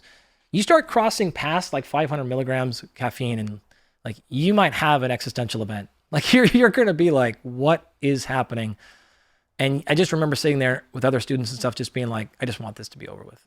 You just do not feel good at those high dosages at all. Yeah. So the downsides would be at a higher dose. Or really I guess depending on the person, some people are pretty sensitive, but how can someone know if it's actually affecting their performance? Like, I mean, okay. So that's actually, there's a lot of conflicting research as well on adaptation. So there used to be this idea that you want to desensitize yourself to caffeine. So even if you're a normal habitual caffeine user, let's just say an average dose of caffeine in a coffee or an espresso is 200 milligrams, right? Like whatever, tea is less and you get the idea. So if say you do 2 of those a day and you're like a 300 to 400 milligram per day user, you would come off of it entirely for a day or 5 days or something like that. And then you would reintroduce it and you would have this like super response. You will feel that. But the question was, is that actually then doing anything for performance? People would do this in like the powerlifting and weightlifting worlds and even in the endurance world for a long time. But there's more recent data that suggests like, it probably doesn't matter. There doesn't seem to be a correlation. Well, it doesn't seem to be 100% crossover between your perception, your personal stimulation of it, and the performance benefits. Those seem to be disentangled quite a bit. So even if you're normally at 400 milligrams a day, and then you take your normal 400 milligram dose, and you don't feel anything different, you might still have those performance benefits. You don't have to feel like you're, like super stimulated to get that thing. So those data have changed over the years, right? It's gone back and forth. It's like, it has to be novel, or now it's like, looks like it doesn't really matter that much. So that game of like, do you want to resensitize or desensitize yourself? I leave it up to people, whatever you want to do. Generally, we don't worry about it, but it seems to be the performance benefit. So how would you know if your performance is getting better? We just have to have some objective marker of performance. Like, are you lifting? Are you running? Or like, what are you doing? Are you either going more? We'll back up. The two ways we would typically do this in the lab is like a time trial, right? Or maximal performance. Like, so you can play the game. So you can say, we're going to lock this in at 30 minutes and say, how much work can you get done in 30 minutes? Oh, you got more work done this time than you did without the caffeine. Or the opposite, we're going to run a 5K and does your time get better? Like, those are the kind of like the two ways to pay attention to it. And you'll generally see benefit in both of those scenarios. What about music as a performance enhancer? Yep, you'll see that like pretty consistently. You'll see that actually even with muscle growth. So intentional playing of music generally will give you a small benefit in muscle growth. Mechanism there being obvious, like you probably are happier, you're probably training more, probably training harder. The type of music doesn't seem to matter that much. Seems to be pretty independent, whatever you want. Like, you want death metal, cool. You want to play jazz, cool. Really? It doesn't seem to matter that much. It doesn't have to be. Well, the only thing you'll kind of see here is tempo. Generally higher tempo better. Like, you don't want to be down, slow. I don't know like what those beats would be actually. But anyways, faster, higher tempo stuff would generally be what you're looking at. We actually ran a study in my lab years ago where we had professional drummers come in. This is totally unrelated, but we ran a bunch of metabolic equivalents. Like, we had put them on a metabolic cart and looked at VO2 max during drumming of a bunch of different like songs and things like that, and looked at caloric expenditure. But yeah, nonetheless, your music, pretty good idea for most people. So I've heard you talk a little bit about, you and Andrew Huberman talk about Rhodiola rosea. Yeah. And I've been sort of interested in this as a, fatigue reducer, cognitive enhancer. I'm kind of interested. How does it work? How does it compare to caffeine, dose, all those things? Yeah, Rhodiola's been around for a long time. I've probably been using it, I don't know, at least a decade or more. It was always hard to get, and you were like scared of where you're going to get it from kind of thing. You don't really know. Now we have enough data on it. There's quality providers, NSF certified places and such. More research is coming out, muscle endurance, in terms of like how many repetitions can you do of an event, 30 reps versus 35 reps, like that kind of muscular endurance. And then we're seeing benefits otherwise. Andrew talks a lot about, like, he feels cognitive stuff from it. I don't really personally there, but to each their own. How's it working? Nobody knows. We don't really have, outside of like stuff in yeast, and I think there's some fruit fly data, there's not a lot of mechanism here.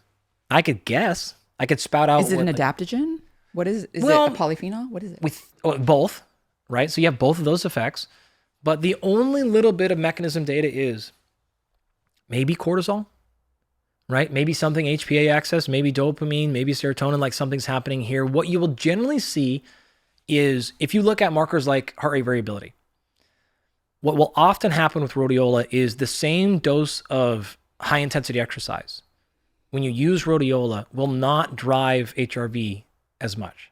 That's why we say it's like an adaptogen. That's why it mitigates the stress response. I have not seen any evidence that rhodiola would do something like improve baseline resting HRV over time. So it's not like a recovery agent, but it seems to make harder, higher intensity exposure things not as damaging, if that, without compromising performance. Right. Okay. So it's not compromising adaptations. Correct. In fact, some data like have indicated that, but most of the research suggests actual performance enhancements from it. We're just now with the cortisol and stuff, we're speculating, because at some point, if you actually block cortisol response, then you actually inhibit stimuli, right? Which you don't want. So our hands are up in the air.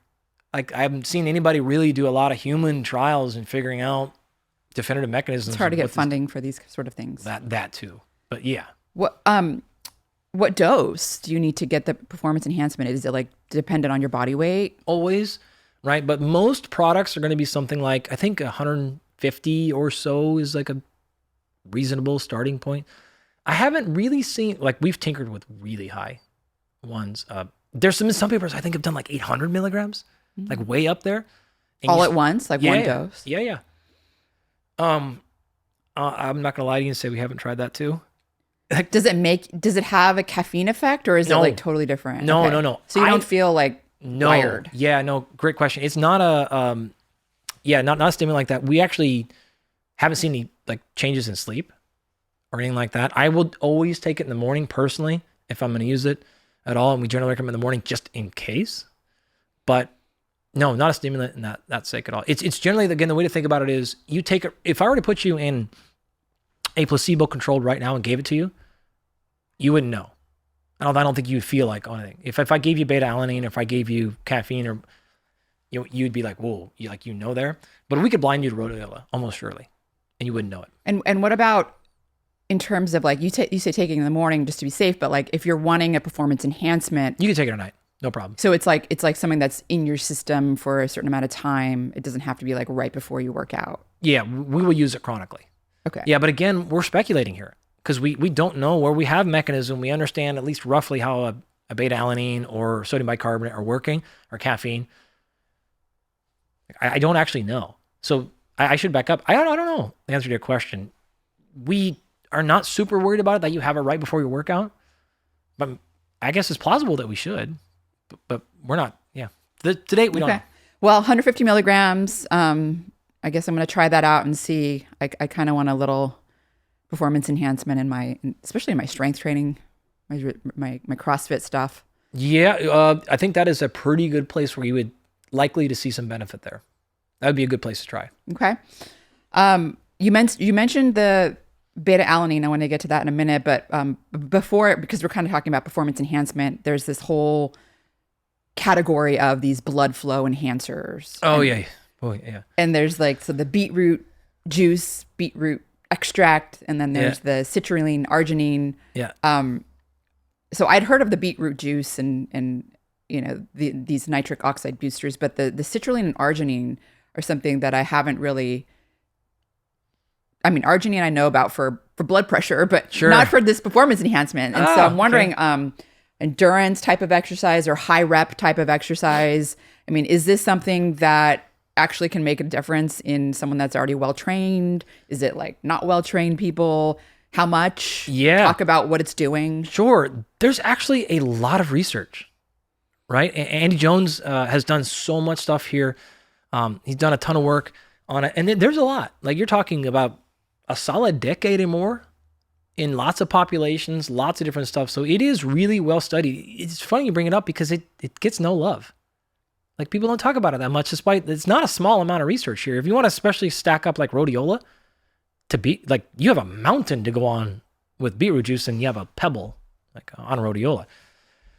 We like it. We use it a lot. I've used a ton of different forms over the years. It's great because it is not a stimulant. So you can take it in the evenings and it doesn't compromise sleep at all. We will all use it a lot for our individuals who are either exercising at night or training multiple times per day, and their stimulants come in the morning, but they still have high fatigue, and so they want to use it in the evening. So that is our common use case. You see it a lot in the endurance world, particularly the steady state endurance world. So cycling, swimming, running, things like that. You're talking about nitric oxide. This is a vasodilator. You're going to open up blood flow. You will feel it. If I were to put you in that blind test right now and I gave you any of those forms you mentioned, you will be like, whoa, something just happened. There's no blinding to those studies. But it sounds like if it's increasing blood flow, it should make you cognitively more sharp as well. It will. Yeah. You'll. I don't like now, it. We're talking beetroot juice or we're talking citrulline and arginine? You're gonna have a same answer for basically all the above. Okay. There will be noticeable effects. There are differences between all three of those. If you were to take literally beetroot juice and concentrate it into like a 3-ounce shot, you could see the same stuff here. Most of the time with like citrulline and arginine, though, you're getting really high concentrations. I don't know typical dosage of those off the top of my head, to be honest. But what you're going to normally see there is a very pronounced stimulant effect. Like it's not going to be caffeine, but you're going to be like, whoop, especially citrulline. Like you're going to see that right now. You will see if you go to the gym and you take any of those forms, particularly like the arginines have fallen out of favor. Like they're not as popular anymore for a host of reasons. But even all the beetroot stuff, like you will see a pump, a physical pump. Like you will see. I was reading about that. Yeah. That's not fake at all. What's better, beetroot juice or beetroot extract? I mean, I typically go for the low sugar. Yep. Which would be the extract. Yep. But does it matter? Does it matter? We use extract more. You could make a compelling argument though that juice is better.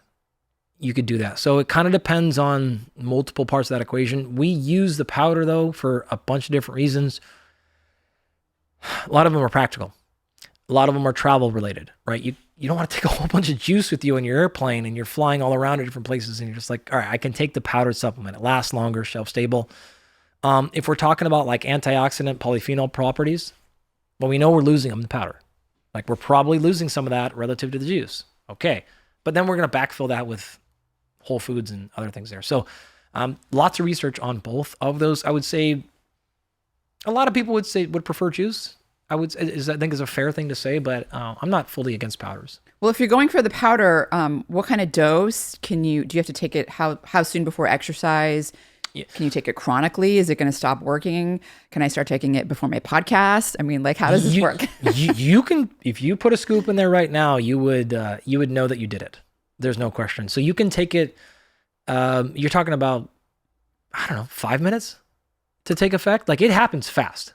Like really, like caffeine. Like you're going to have a pretty acute effect of it. And it will last, I think you can think of it like caffeine. It will last probably 3 hours-ish. Some people are going to metabolize it faster. Some people are slower. So it's not a short lasting thing. It'll be there for quite some time. So if you're going to use it for performance benefits, whether that's in the podcast room or in the weight room or dealing with the assembly at your kid's school or whatever thing you got to get through, right before would be the time to go about it. We will sometimes use it hours before exercise when we have high fatigue, high like motivation issues, right? So you start having these associations. Like let's say, for example, we have somebody training at like 4:00 in the afternoon, and at 2:00, this is when we start having problems with like, am I going to train today? Am I not? Or whatever. All right, let's give them a little hit right there, and we don't want to go to caffeine. We don't want to go to other stimulants like that. So we'll simply use it as like an afternoon pick-me-up, if you will, for even on a non-exercising day. If we're trying, especially if we're trying to get caffeine out of somebody's equation or lower it in the amount in the afternoon. So we use it then as just simply like okay, motivation's back up. I'm feeling good again and I'm ready to go. You'll feel it. Can you use it with caffeine? In other words, Yep. Okay, so what are the downsides? It affects blood pressure, presumably, right? I think I remember reading studies about that years ago on at least beetroot. This is nitric oxide, right? Right. So this is your primary health concern is going to be anything related to blood pressure, right? So you handle those equations. Our downside, GI. Like GI distress is going to 100% be there. With beetroot or with citrulline? All the above, particularly the beetroot, right? Oh, the juice okay. there. If you eat beets and you forget, and then you go to the bathroom, that's the part of you're like, people can freak out when they forget that they took it or they don't know why. So you can have things like that. But as long as they're not GI issues, very minimal concerns outside of if you have, again, medical conditions that you got to pay attention to. Do you have a preference to citrulline versus beetroot? Beetroot. Why? Yeah, generally we're going to be there. The issues is a strong word. The slight things we've had to consider with citrulline is power. Like it's just too powerful for some people. They're just way like, whoa, like this is too much for me. I don't like it. I don't feel it. So you can titrate those dosages down. The other, again, issue is the wrong word. Issue's too strong. But the other like little bit of like, we've had is, why can't I just get this out of something closer to whole food? Okay. So if that is your preference, then we can go back up a little bit to beet or beetroot juice. But that's not a strong argument. Yeah. What about just baking some beets, would you get a similar effect, or would it not be concentrated enough? Probably like 15 years ago, I had a friend who actually you met before, who did this, and he would blend beets like in a blender. In a smoothie or something? Or like you could call it a smoothie, but he would like juice it and blend it, and he would do a combination. It was probably like 8 to 10 whole beets he would consume pre-workout. And he did it about 3 times, I think, and 2 of the 3 times he just threw up everywhere. And then he's like red blood. You can. It's a dosage issue though. Like, right? Will you get a small benefit? I can't, like, I've never personally felt like a blood flow benefit from eating a bunch of beets. Personally, some people say that they do, but you wouldn't get the dosage. That's why they're juiced. That's why they're concentrated. Now, you said arginine's fallen out of favor. Why is that? Okay, so like you're probably pretty aware of nitric oxide metabolism. You can't just consume nitric oxide. Nitrite, nitrate, like immediately, like you're toast, right? So then the argument is, oh, can we go back up the chain? Like, can we go up to arginine? Can we go back up the thing? And so the first stop on that train was arginine. And then the issue you're going to fall out there, which is almost always the case with supplementation, was bioavailability. Like, how can we just get enough of it? And that one just seemed to fail. It seemed to get better once we started going there. And then there's other concerns, cold sores and things like that started popping up that people were like not super stoked about. And so citrulline seems to be the better approach to that right now. That's the short version. Okay, got it. Yeah, the arginine is used for viral replication. I thought that was kind of an interesting. I mean, I've never tried, but I was reading a little bit about the cold sore thing, and I was like, I guess if someone has herpes, cold sores, or whatever, that might flare them up or something. But I'm gonna try the beetroot. It's totally worth it. I experimented with it like 10 years ago for blood pressure, and I was giving it to my mom, but I couldn't, at the time I was, more low carb, and I couldn't find a quality source. I'm sure now there's great sources of it. But so now I think I'm gonna go back, circle back, and try it out again. I love how you experiment on your mom. That's great. I'm try to do what you can do. Yeah, I'm judicial. I don't do all the crazy stuff, but I told her she's doing CrossFit now, which is like amazing. CrossFit for seniors. It's fantastic. I love it. It's definitely a tone down from what I'm doing, but but you're getting jacked. I love it. Yeah, and confident too, for sure. And I'm also interested in all this stuff to, I'm going to kind of play around a little bit.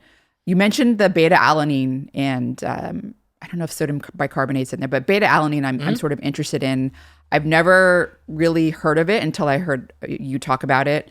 I didn't know anything about the fatigue buffers, what it's doing. So how does it work? Tell us a little bit about it. It's been around for a really long time.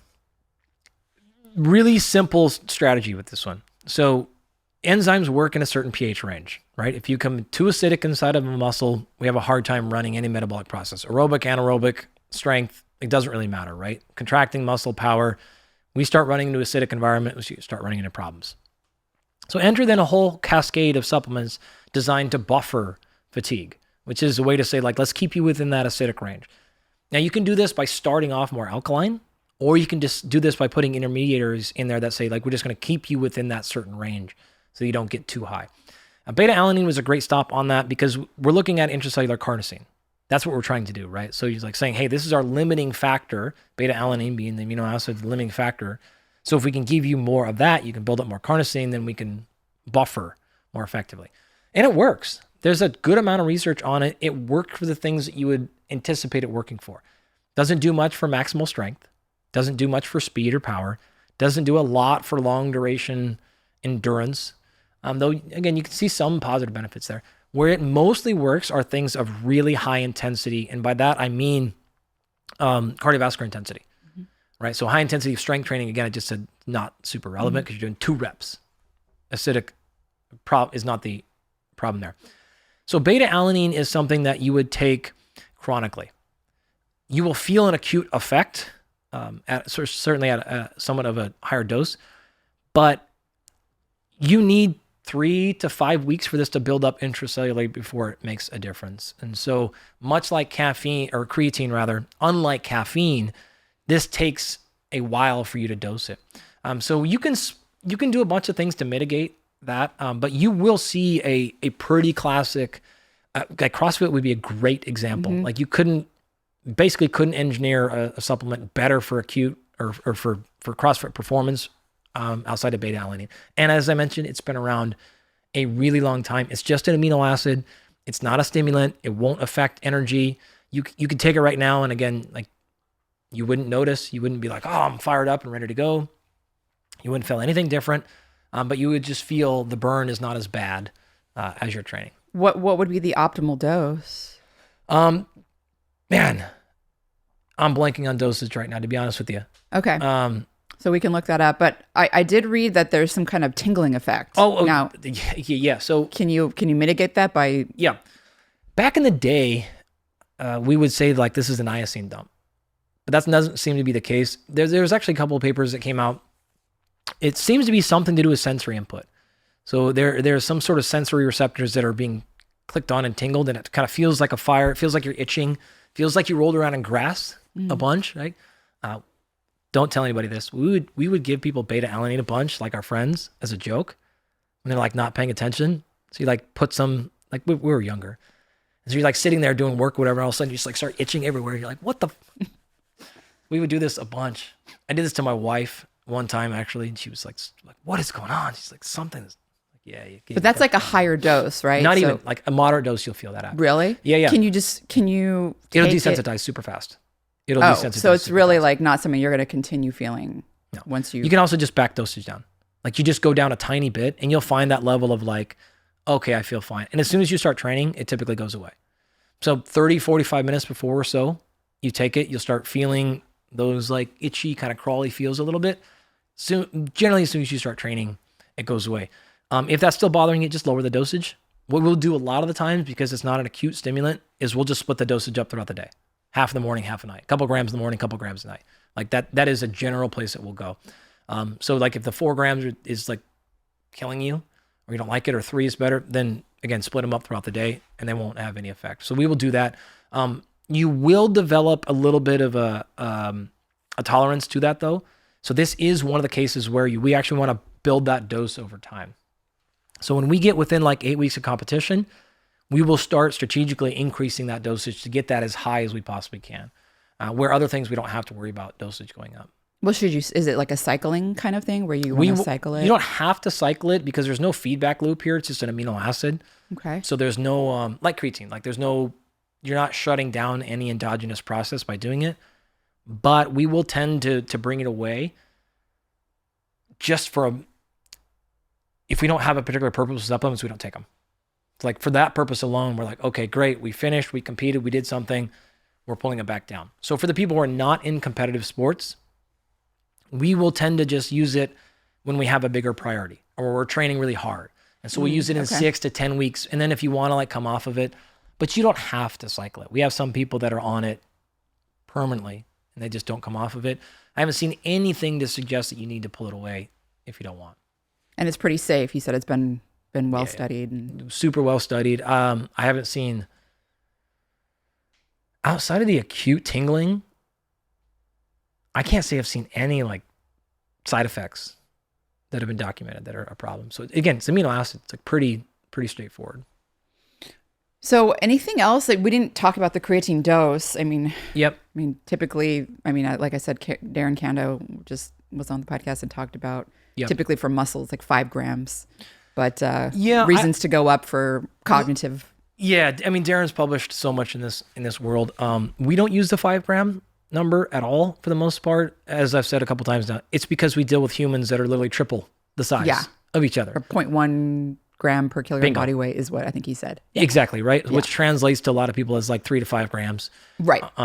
Where we probably spend more of our time is like 7.5 to 12.5 grams. Most of the time. We'll go as low as 3. No problem there. Like I'll go 5, no issue there. You want to use 5 as a starting place? Awesome. Titrate up from there. Really no downside of going higher. So we will like go quite a bit higher quite often. Darren's actually done some stuff at 20 grams a day. Yeah. For years. So as long as you're not getting nausea is like the number one thing we get. Right? It's just like, I got nauseous. Okay, great. So if you're not getting that, And we run that train pretty high pretty often. Or people get GI distress. Some people get that. I don't. Yeah. Any other supplements? Well, you mentioned quickly, I think it's probably worth sodium bicarbonate. Yeah. Okay. Same idea, different mechanism, but same idea as beta-alanine. So sodium bicarbonate, you're making yourself more alkaline, right? That's all you're doing. So if you don't like beta-alanine or don't want to use it or something like that, you can go the sodium bicarbonate route. That is, like, you can get that at the cheapest price possible, baking soda, right? You can literally do that. We have done that many, many, many times. Just take baking soda and put it in water and drink it. Many, many years ago, it's a little bit off color, but when we would have to run these studies with sodium bicarbonate, we would have to do it really close to the toilet because this will have a very pronounced acute GI effect on you. And so, like, there was many times of wheeling over carts when you have an IV in somebody or something, you're like, get them over to the toilet. Not a good situation. So because of that, most people have modified the delivery mechanisms of sodium bicarbonate, but it does work pretty well. If you're concerned about that, you're like, that is the least appealing thing I've ever heard in a podcast in my life. You can just use creams. Momentous makes PR lotion. That's exactly what PR lotion is. It's just a sodium bicarbonate cream. So this is local. So if you're using your arms today, you can put it on your arms. And it has nothing you don't have to put it through your GI tract at all. You can put it on your quad or whatever you're doing. So that is the best workaround for the GI that improves your high intensity performance? Yeah, sodium. You're putting sodium directly intracellular, as well as it'll get into blood flow. But this doesn't take weeks like beta-alanine? It's an acute effect. Yep. So you rub it on right before, you take it right before 30 to 60 minutes before training would be what you're looking for. It takes some time to get in and get into tissue. But yeah, this is an acute effect. And this is definitely something I would generally only use on training days, where beta-alanine you could take and probably should take on non-training days because it takes a while for that storage to come up. Creatine, same thing. If you're going to use a sodium bicarbonate or equivalent, this is only like a pre-workout strategy. I want to get into recovery and some other things, but taurine. Have you ever messed around with taurine? Comes to my mind. I've come across the literature. Also, my late mentor Bruce Ames called it a longevity vitamin. So sure, he's taking a gram a day, and this was for longevity reasons. And there's a lot of evidence for longevity. But I remember when I was looking into it, I was coming across some performance stuff. It seemed a little mixed, but I was kind of curious. We don't use it. No. Okay. Nope. It's good for mitochondrial health, but again, more longevity, I think, than performance wise. The closest you'll see is this will come in a lot of pre-workout cocktails. Yeah, what do you think of those? Okay, I prefer people having the least amount of artificial ingredients as possible. That's our default position, right?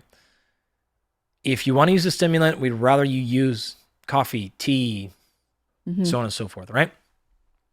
If you're going to use a pre-workout combination, the major downsides are we can't control dosage of individual ingredients. For most of our people, that's a problem. For me as a scientist, I hate it. Like, I want to know what we're dosing. We're going to run experiments. We're going to try things out. And if we have a pre-made cocktail, I don't have any influence on what we're tinkering with. So when I hate it. Like, I like precision. I like detail. I don't like the fact that we have a whole bunch of things coming in that we don't know. I don't actually know what's in there. I don't know that they're dosed at that level. Like, there's all these variables that we don't like. I'm also not ultra concerned that if somebody really wants to have a fill in the blank drink before they train and that makes them train harder and better, all right, like, we can live with that. Like, I can handle that if that's your one thing we're dealing with. But if it's up to me, we're not going to use them. You'll never see me program one of them, ever. If someone already has it and they're going to fight against it, okay, I might let that slide, but it's never going to come out of my mouth. Now, I don't like them because it's like it might have a one or two compounds that I'm interested in, but then it has a whole host of things that I don't want. And it's like I can never find something that doesn't have something I don't want. Yeah. Speaking of which, supplements that we don't want to take. I mean, I don't know if there's ones that actually inhibit performance, but I'm interested in the ones that are blunting adaptations. Yeah, right? Maybe we can talk a little bit about. Well, are there ones that are actually that you don't want to take for performance as caffeine. well? If you go too high on caffeine, you'll actually see performance decrements, like endurance performance decrements, way high. Like that stuff, like I said earlier, 8 to 10 grams per kilogram, you'll start to see performance come down. Yeah, that's way high. Insane. I mean, you have wild. to be taking some kind of powder or something. Yep. Yeah. So you'd be drinking. Okay, like so high dose caffeine would be something that's going to impair performance. Of course, you could, like, some people live at that level, so they'll be fine there. But yeah, that's one of them. I think what you're probably referring to is things like a copious and excessive amounts of supplemental antioxidants. Yeah. Right? Antioxidants, anti-inflammatories. Absolutely. The lab I was in as a graduate student did some of that original work on acetaminophen and things like that. So I was around for a lot of those programs. And then stuff came out on specifically things like vitamin C combined with vitamin E. Vitamin C in general, vitamin E, we want to default to food. If we can get it from there, we do. That's where we're looking for all of our nutrients. Clear evidence, in my opinion, at this point, that antioxidant consumption from food has no detrimental effect on exercise adaptation. Eat your blueberries to your heart's content, right? Eat the cherries, eat whatever you want. Never seen evidence to suggest that will blunt performance. There is some evidence to suggest, though, when you take those as a supplement, the couple of studies that were vitamin C, vitamin E. But are they always combined? Have you seen a vitamin C by itself blunting? Like, and what dose, if you have? It's a great question. I know. I don't think so. I've seen a lot of combined. Vitamin E is a very powerful antioxidant. Super. I mean, it's like getting in the membranes. Yeah. So I'm always, it's something I'm very interested in because there's definitely a good amount of evidence that taking vitamin C in the dose range above 250 milligrams a day can help prevent some upper respiratory tract infections, particularly in high volume training endurance athletes. Yeah. We use vitamin C very judiciously. Not to get us back there, but you start actually looking at iron, what it does when you co-ingest iron with vitamin C. If you're going to go after iron, you probably should bring vitamin C along. You want to bring in collagen, probably should bring in vitamin C. Super lower dosage, like 50 mgs, right? Like way down. You want to actually start doing anything to prevent someone getting sick when they're traveling. Again, especially when they're traveling in a 6 to 8 week hypercaloric state, and they're going to be on a plane, and then they're meeting, greeting, and they're fans. We're certainly going to go for any kind of immune support that we can have. I do not hesitate to go to a gram of vitamin C. Right. You can go way up there for 3 days, 5 days, 7 days, 2 weeks, whatever the case is. Not super concerned about that. We're not going to live at that level. Like 500 milligrams of vitamin C is a very reasonable dose. What about, so do you think the timing of it, like let's say someone works out in the morning. Yeah. And they take their vitamin C like with dinner. What do you think a half-life is on 500 milligrams of caffeine? Or vitamin C. It's not very long. No, it's going to be pretty transient. It's like a couple hours. Right. In the plasma. I bring that up because I don't know the answer to it. It's a really good question. Right. I don't know. Well, what I'm interested in is, okay, so you know a lot about adaptations in terms of muscle adaptations. There's the cardiovascular adaptations. There's neural adaptations, right? That are happening in response, that are as a consequence to the inflammation and the oxidation that we are causing from exercise that are important in those adaptations. And so what you're not wanting to blunt those oxidants and inflammatory signals that you're making. So here's the case I'm trying to make. I don't think people should be supplementing with anything above the RDA for vitamin E, alpha tocopherol in general. Yeah. It's just, you don't need, 400 IUs of alpha tocopherol. But all these studies that are coupling vitamin C with the vitamin E, it's like, well, are we seeing this because the vitamin E was there? I think there was like one study I recall. I have a topic page on vitamin C, and I think it's on that topic page. And it was maybe 500 million, maybe it was a gram. I don't know. But it's like, it's good to know because for one, I like to take high dose vitamin C when I've been exposed or when my son's been exposed. It helps me. And so it'd be nice to know for athletes as well. It's like, okay, can I take that, high dose vitamin C at a certain time? I don't even remember the last time we recommended vitamin E to anybody. So we rarely dose it for all those reasons. The reason I asked you that half-life question was I was thinking the same thing. I don't know anybody that's actually run any even light trial on timing of vitamin C for exercise adaptations. So I don't know. I don't know if you took it later in the day and you trained, took it 12 hours away. I don't know that it would have a different effect. It could. To answer your question, here's how we handle vitamin C. We're not just giving it to people. It's not like a standard thing like magnesium or omega-3. We will use it judiciously in different things, but I'm not worried about it. If you ask me, what am I concerned more about? The small amount of adaptation that I miss versus not being sick, right. That's an easy exchange for me. Categorically, here's how we think about it. Again, athlete or non-athlete, doesn't actually matter. There are times when we're trying to induce adaptation. When we're doing that, we're going to want to let those stress things happen. And then there's times when we're trying to peak. We call this optimization versus peaking. If I'm peaking, I don't care about adaptation. I'm trying to maximize performance in the short term.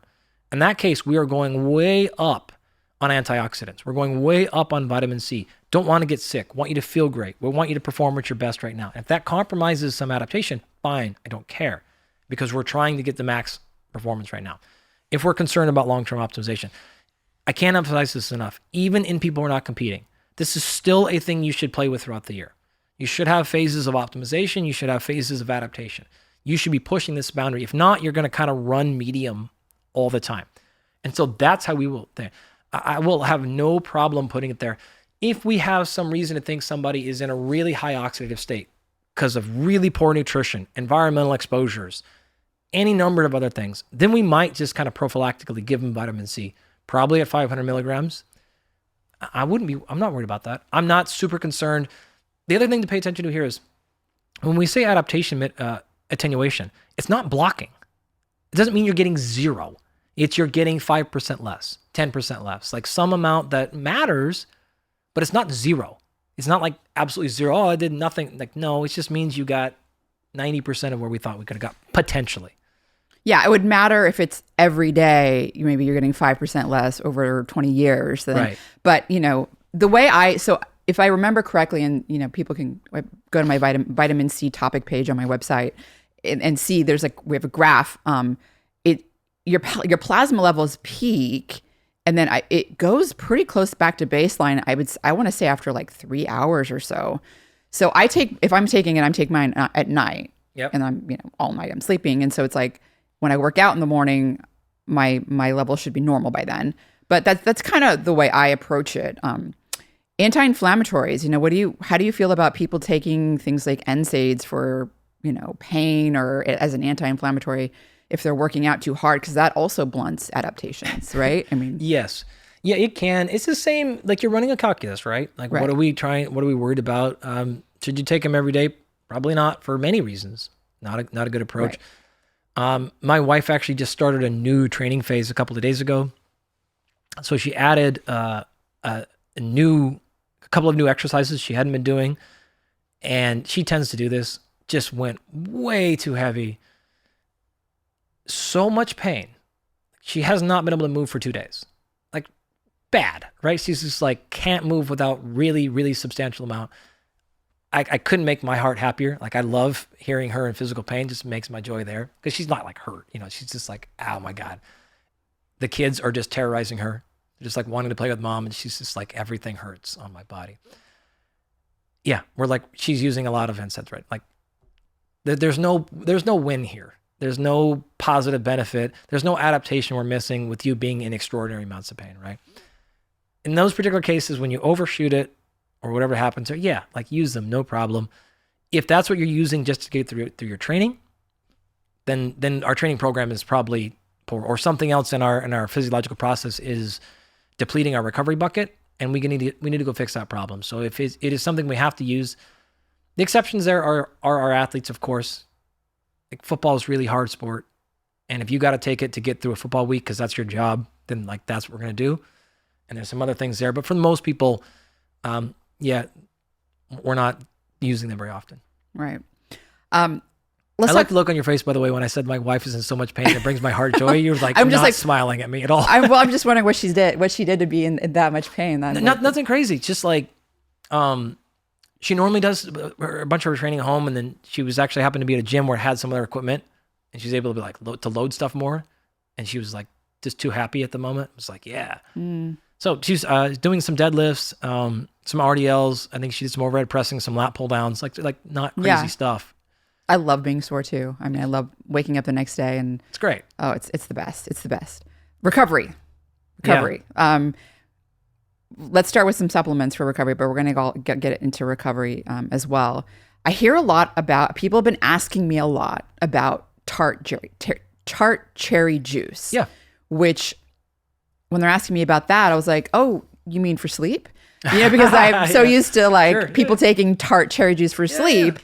But apparently it's being promoted for reducing delayed onset muscle soreness, recovery. So can you talk a little bit about there's data there. There's data there to support muscle soreness, muscle damage.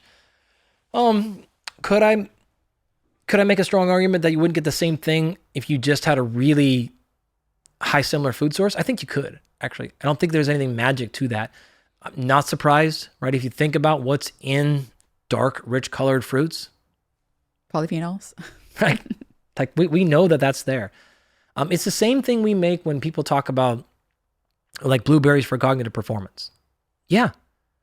It's also the same probably in strawberries and probably in raspberry. Like it's not like magic to the cherry or the blueberry, I don't think. It is a super high concentration of polyphenols in a bunch of different areas. That's probably doing most of the work here. But yeah, you will see that there. We tinkered with it for a few years.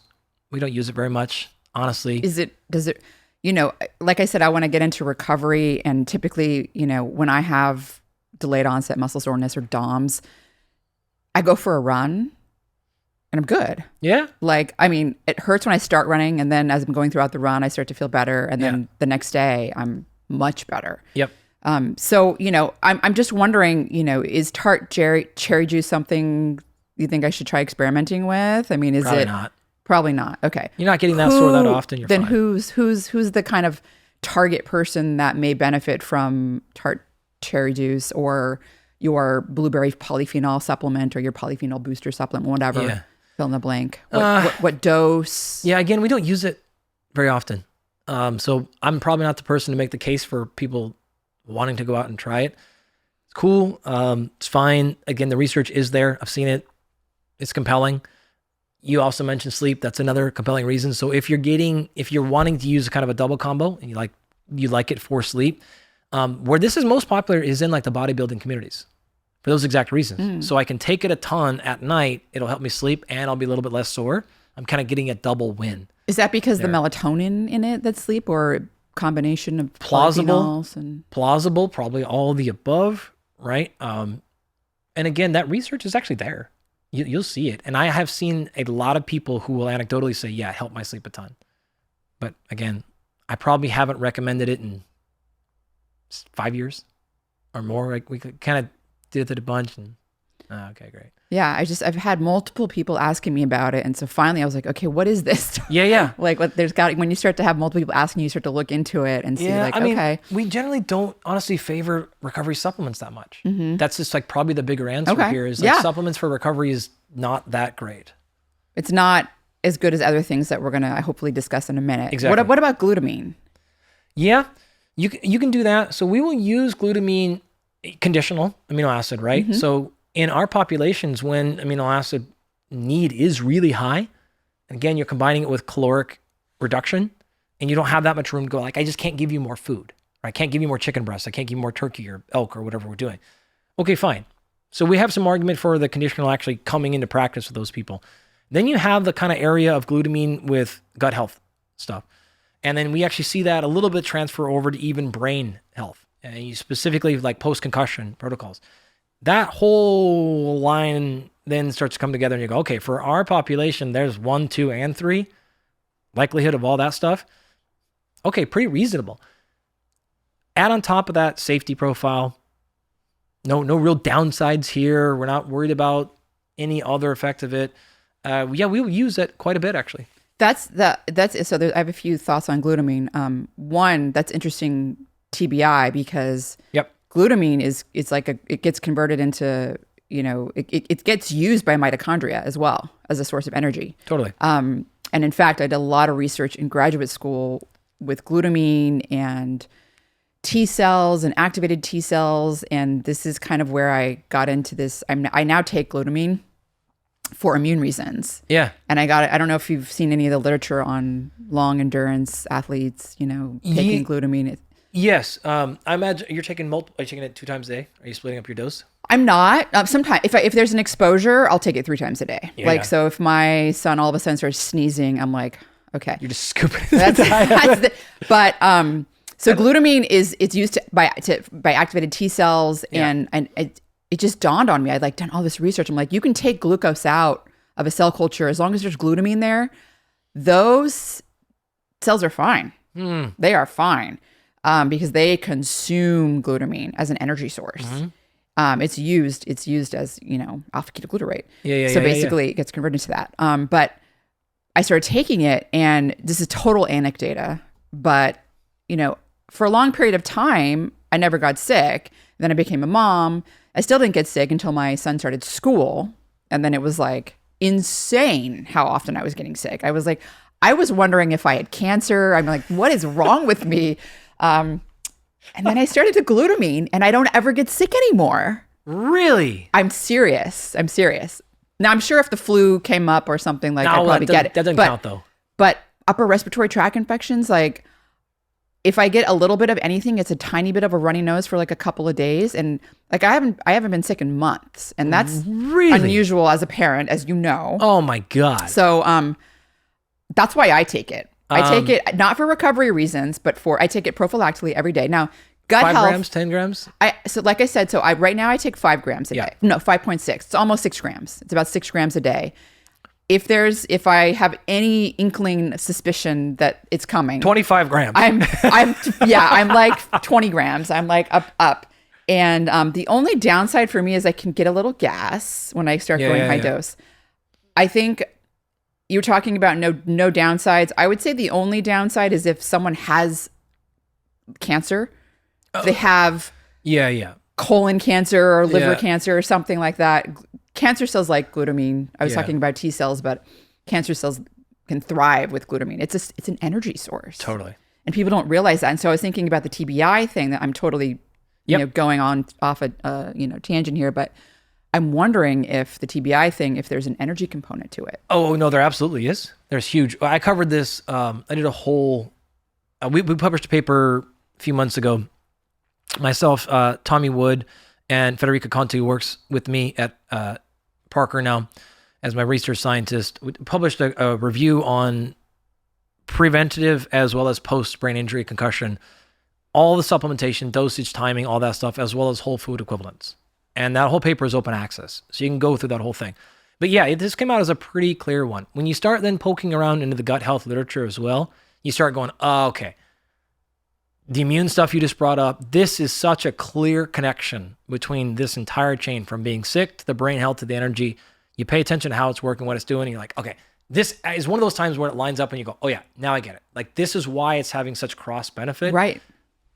Absolutely makes sense. In the gut too, it's it's being converted to energy. Your gut cells are using alpha ketoglutarate. I mean, it's so interesting. I think there's so much to be discovered with glutamine. Yeah. That I hope people are gonna research that more. But we do almost always 10 grams twice a day, morning and night. That's a pretty thing, especially if we have any inclination or direct evidence of actual gut issues. That's a common one. If we want to drop it then back down to 10 grams total a day, we will do that. But we will generally live at least 10 grams a day. That said, I'm gonna do this. I'm gonna do your protocol because I'm on it. And if every day. If I ever get sick again, I'm having a lawyer send a letter to you. I'm everybody. I gave it to my son as well, and he's not getting sick nearly as much. It's real. So I was thinking it was placebo. I was it could be placebo because, honestly, if it was placebo, I don't care. If it works, it works. Sure. But my son doesn't know. course. that I'm giving him glutamine. What are you giving, 3 grams? I'm giving him Full 5. almost 5. Yeah. Yeah. Okay. And it's like, it's been a pretty night and day difference in terms of the effects on the immune system. I mean, I'm saying immune system. I don't know that it's actually, I'm just saying. It doesn't matter. Yeah. Bringing illness into our house. Not getting a cold. This Cool, season has been unbelievable. And it's funny because this season has been the worst for all of my friends. Like everyone's been sick. Crushed. Yeah, everyone's been sick. We haven't. My wife probably has had 1 cold in a decade. Like, it doesn't matter. You could soak her in a bath of 16 cold viruses. She will get nothing. I'm so envious of those people. Nothing. My daughter is like, okay, but she gets a lot. My son and I just, you bring it home, it's over. Like, it's a wrap. I'm so done. And I get so mad because I'm like, I know all these things. I do this, whatever. This is my job and I can't. But I've never tried this at this level. So try it. I'm so like, I'm fired up. I put it in my coffee. Or, my tea, and it does, the coffee, if you put like monk fruit or stevia, you won't taste it, but it does have a taste. As you probably know, probably remember, it does I'm have a straight taste. shooter. We put it, I just put it actually like in that much water and just down it. Yeah. And we just dose it with all the rest. It's like put creatine, put it all in there, deal with 6 ounces of the light and just get it out. Now, what's it supposed to do for muscle recovery? Well, if it has that conditional effect, if it has any of the immune effect, it's going to have the same there. So you will see muscle soreness as the primary outcome to pay attention to there. Like, is it doing anything anabolically? In cachexia maybe, or like some other situations, sarcopenic, but for normal people, now why we do it is the other stuff for the most part. Like all the gut health. I just wonder how much of the glutamine, because I remember, gosh, it's been so long. I did some of these like substrate labeling studies and it was like, a lot of it's getting converted into glutamate and alpha ketoglutarate and being used as energy. Yep. So it's fascinating. You kind of wonder how much of the glutamine that you're taking in is going as an amino acid versus the energy source. So that's a great question. So you're not really big on recovery supplements. I got 2 more to ask you about. One, and we can kind of lump them together as well, but the hydrolyzed collagen powder for joints and tendons. And this is where I get into, it's high in arginine. It's actually really high in arginine. I take it mostly for skin because I've been pretty convinced by the skin data. But I was, what are your thoughts on? I've changed my tune on this one. I was not compelled by this evidence for a long time. I was also not compelled that as long as your protein intake, whole food is high or higher than ish, like higher than basic numbers. Saw no compelling evidence. I don't care about skin. So I'm like, whatever. I've changed a little bit. More and more research has come out, and it looks like there's something actually happening here. Where this gets sticky is still the argument of organ-specific conversion. All right, so if you are consuming it, how do we actually know you're consuming collagen and that's getting into collagen? Well, the argument would be if it's all being broken down into its individual constituents, and it doesn't matter. And then there's some talk of like, well, there's these special kind of conditional ones where it gets crossed through as these combination of amino acids. So therefore, it's going to be more targeting collagen. We'll wait and see if that holds true or not. I'm not entirely convinced of that either. But that said, when you go to the end of the story, it does seem to be doing stuff for connective tissue and ligaments. The study that convinced me of that very question that you were asking was actually published a while ago, over a decade ago. And it was an animal study where hydrolyzed collagen powder was radio labeled and intact peptides were making their ways to the tendons. And I was like, okay, I mean, it's a rodent, but are we really going to say that, an intact peptide is going to make its way to the tendons? I mean, maybe it's not going to happen in a human, but it seems encouraging. And I would say, I think it's just an area where we probably don't have the answers yet. Like we don't have all the answers. It may be something else. Maybe it's that, maybe it's not that, but something's happening here. And so now we will very often recommend it prophylactically, even if you're not injured. Certainly if you have any soft tissue injury history, or you're compelled to that.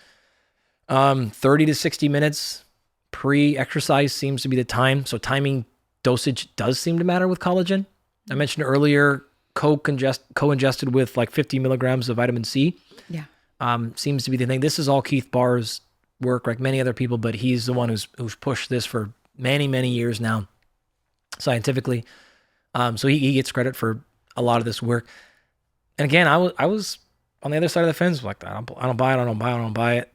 Like, okay. It's got a very different amino acid profile than protein, though. I mean, completely different. Proline and hydroxyproline. Yeah, I mean, it's well. This was the argument against it for many years. Like, this for is why. muscle, yeah, but like for connective tissue and now pairs, potentially it matters, right? So, yep, we'll do it. Yeah. As you've heard me say many times now, I also like to run like, well, what ifs? Like, what's the downside? There doesn't seem to be really any downside here. So, cost, money, right. Sure. Physiologically, we're not blocking adaptations. We're not shuttling something else out. We're not doing, long-term damage. We're not shutting off a pathway. Okay. Worst, we spent some money. All right. Most of the people I'm around, they'll take that exchange. Then you start adding with something like collagen, hair, skin, other potential benefits. Like, okay, right. I'm getting potential benefits in multiple areas. There is some human research on this. It might work. Very little downside. Yes, it's pretty cost intensive relative to protein powder. And if that's your barrier, fine, I get it. No problem. But for the most part, it's not that expensive. Reasonable. Yeah, there's enough competition now that there's prices some reasonable quality brands that you can find. What are your thoughts on glucosamine chondroitin for tendon joint? We don't use it much. No. Honestly, I would have to dive back into that database. I haven't looked in many years. Kind of mixed evidence as far as I last saw. And same. Sometimes I'll, like, if I have an issue, it's like, okay, let's try to throw it in the bucket. I don't see a big downside just in case. I give it to my dogs. If that makes you feel any better. But that's the only thing we give them. They're old. But yeah, we don't use it. I think there's more compelling ways to go about it. If we're having consistent injury issues, we're doing other things. That's not going to be our first, second, or third line of defense at all. Yeah. Okay. Well, we'll hopefully get into some of that because I want to get into recovery. This is an area where it's very important, as of course you know, but I don't know that a lot of people focus on recovery, although it's becoming, I think, more increasing. It's more awareness is, I think, being generated now. But I was thinking maybe you could kind of just start by walking people through the physiological process of what's going on during recovery. Why is it so important? How are you defining recovery? How are you labeling? I guess, you're talking about the shifts in inflammation and immune response and cellular repair, all the things that are happening in response to the workload that you've applied and the inflammation that you've generated and the, oxidation that you've generated. Okay. The reason I ask that is because we answer this differently depending on how people are thinking of recovery. When we think about this in terms of like a muscle soreness, are we thinking about this in terms of my energy's low the next day? Are we thinking about this in terms of I felt fine, but my actual performance was just a little bit lower? Those are three different types of recovery. Are we thinking about this more chronically? I've just been going down for several weeks and several months. Like, depending on how we frame this, my answer would completely different. So is there one or more of those that you would want to focus on? I think I'm thinking more about adaptations that are occurring to improve muscle mass and strength and your cardiorespiratory fitness, for example. Yeah. Okay. So in that particular case, you've laid out the basic framework for us a second ago, right? In terms of the three big processes that happen there. It is not the case typically where you're actually tearing tissue down. In the case of strength training and muscle, we hear that all the time. Like, you break the muscle down, you have these micro tears that would then have those cascades you're mentioning. That actually doesn't happen as much as people think. Most of the time, muscle tissue is fine. We're certainly not tearing down a lot of tissue in our cardiovascular system. This is more of a signaling issue than it is a damage issue. And we know that because you can induce those same adaptations if you cut those first parts of the equation out. So I can give you things that simply ramp up adaptation that don't require damage at all. I do not have to have inflammation to induce adaptation. That is the primary signal, though. Same token, if I give you an inflammatory agent without any tissue damage at all, I can get similar adaptation, right? So we can cause physiological responses with an inflammatory marker that comes in rather than an actual tissue damage. So those things are independent of itself. It's not there. But you laid out the basic cascade, some sort of inflammatory immune response there, some sort of tissue edema, swelling, and then some sort of back cascade. Why supplements, why different tools, why different recovery protocols work and why they matter is because they can target any aspect of that, the front side or the back side, the insult coming in or the adaptive response. And you can play a game any part of that area. We will use different solutions based on why we think that the thing happened in the first place. So that is our overall framework of how we set up like recovery in this context. Okay. So then let's take a step forward and talk a little bit about what you were asking me. And that would be like, how can a person, an athlete, sort of know if what kind of metrics can they look at to help signal if they're normally sort of recovering from their training versus not? So then muscle soreness, the injury, like what sort of metrics? First, most important metric is how are you feeling? Okay. And I'm saying this because if you look at actually the data, and we've done this across millions of data points, like literally millions of heart rate variability data points and things like that, subjective perception, how you feel today, will stack up as tight as almost any other biological metric we can pick. It's really, really important. If you're feeling good, if you're making progress, and you don't feel terrible, then I'm not worried about your recovery at all. Like, we're done. Equation. So when you ask me, well, what should people measure? Most of the time, the answer is nothing. Don't worry about it. You making progress? Yeah. You in a lot of pain and suffering? No? Good. We're done. Like, you want to do metrics behind that. Sometimes it makes things worse. Like, sometimes we're looking at data and it's not the right way to go about it. And that can cause problems. We end up pulling technologies away from people a lot. We pull sleep trackers away from people a lot. We do those things. So I'm bringing that up because that is the metric you should care about. Progress and pain. We're good on both of those. We're done. Like, this is the only recovery equation we're happening. If we're running into issues with one of those two things, now we'll have a conversation. Okay. So let's say you have muscle soreness again. We're back to the muscle soreness. Easy. No problem. Muscles are sore. Step number one, input. What's your training program look like? I told you the story earlier, wife getting super sore. There's not a supplement there that we can do to fix her. That was a training program error. In her case, it was not. And actually, she uses Brett Contreras' program. Oh, okay. Not Brett's fault. That was her dumb fault. Like, that, she did a training boo-boo, as she calls them. And okay, great. That's not something we have to go fix. That was just like, all right, like, don't do that again or suffer. Let's just throw that one out. Let's go to the backside. Let's assume your training program is good. And just for the sake of speedy conversation here, let's assume sleep and nutrition and mental health and all that is okay, right? Because that is all going to be part of our real equation. Let's go to the end of it. What do? Got super sore. How do you fix it? Supplements, again, would not be our route. If you need to take pain relievers because you're there, fine. What's going to be more effective? Now you're actually starting to talk about things like blood movement. You actually mentioned earlier you like to move. A low level of physical activity in terms of magnitude of effect is almost always going to be your biggest impact. Can you get something? Can you get out and move a little bit? Thermal stress is another big favorite of mine.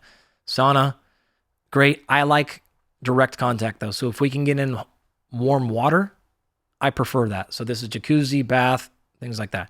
If you want to go to, and we've run a couple of actually DOM studies, 2 of them using Normatec boots, right? And compression boots, air boots, like things that go there. That is fine as well. We've done a muscle stimulation stuff. So yeah, muscle stim units and things like that. You'll find data that supports all of those things. If you want to sledgehammer things and use a combination, we will do that too. We will say, okay, great. We're going to bath today. We're going to do Normatec boots. We're going to do hyper ice stuff. We're going to do compression stuff. You can do all of these things. They probably are working on similar mechanisms, but again, no downside. And if you're in that much pain and suffering, use them all. Like, really try to use everything, because what you're basically doing is you're doing low-level physical activity for many, many, many hours of the day. We'll use Firefly, that little tiny device you can put on the front of your leg. It's a little strip. Makes your toe being kind of up, down, move. You can do it for hours a day. So you can put that thing on. You're on a plane, you're working, your toe and your foot is flexing at a high frequency, right? Throughout the day. That's been shown a bunch of times to be super effective for recovery. So there's tons of little tools we can do, but all of it is basically doing the same thing. It's low-level blood flow for a long period of time. So pick your tool, pick your poison. You want free, you want expensive. You want combinations, I can give them all to you, but it's all, again, basically doing the same So thing. the level of blood flow, and you're saying for a long period of time. So what I'm doing is a short. I'm doing 30-minute run. What's going on here? Is it delivering just oxygen and nutrients and inflammatory things are going to the right tissues, or what's the mechanism there? All the above, right? All the above. I would have bet too, after you do your run, you're probably a little more physically active because you're not as sore. So you're probably going to be walking a little bit more. You're going to be getting up. You're going to be doing things more active throughout the day. So your 30-minute run is still going to net on aggregate, get a lot more blood flow. Yeah, more blood flow in, more nutrients in, more waste products out, all the above. You also have indirect signaling. A lot of pain, to go back a little bit, a lot of like muscle soreness pain is neurological, right? So you have pressure likely happening on the nerve endings in that specific area.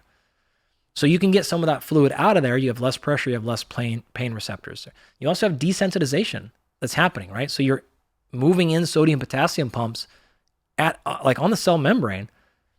That's moving stuff back and forth, right? We're seeing adaptation there. So it's going to be a combination of all that. I don't know if I've ever seen any particular set of papers that say like this is the exact molecule signaling property that is like explaining all of muscle soreness. So the best answer we could say would be all of those things are likely contributing on some level. At the end of the day, most of the time, exercise-induced muscle soreness is a cellular pressure issue. And so the more that you can get that out there, you have to get the inflammatory signal out of there because that's going to keep putting you back into tissue swelling. So get the fluid out and then stop the signal that says stop putting more tissue or fluid in there. And then eventually you're going to get yourself back to normal.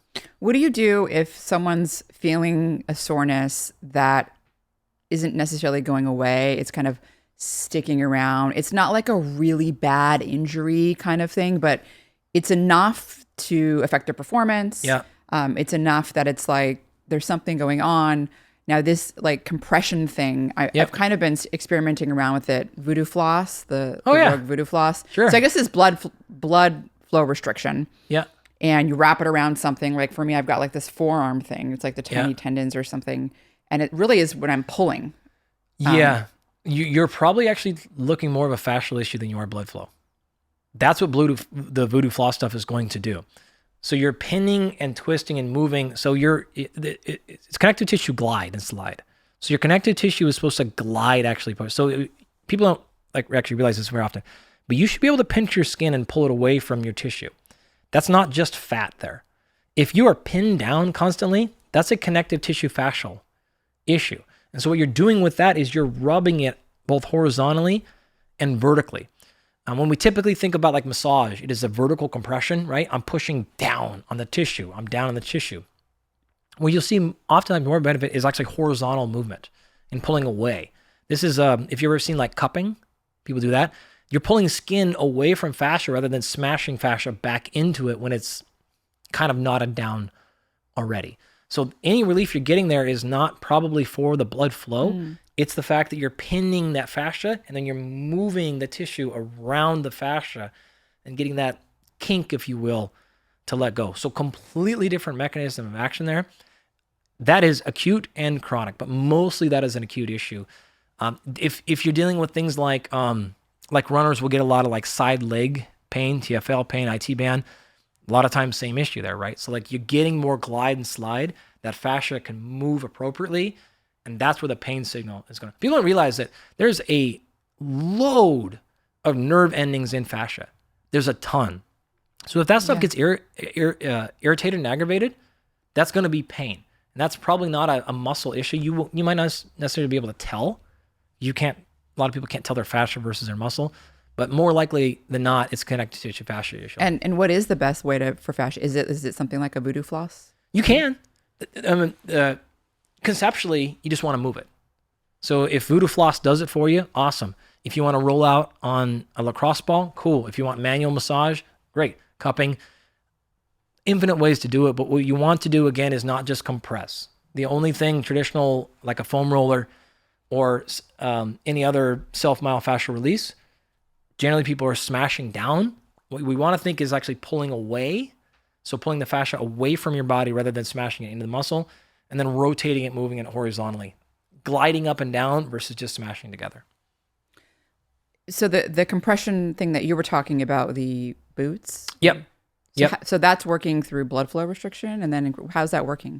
So there's a whole host of companies that make this. Normatec is the one that's been on the market for a long time. They actually recently got acquired by Hyperice, right? But these are boots that you could sit in. They make them for the upper body too, but you can sit in them and imagine a pair of pants. And the pair of pants inflates with air all the way around it.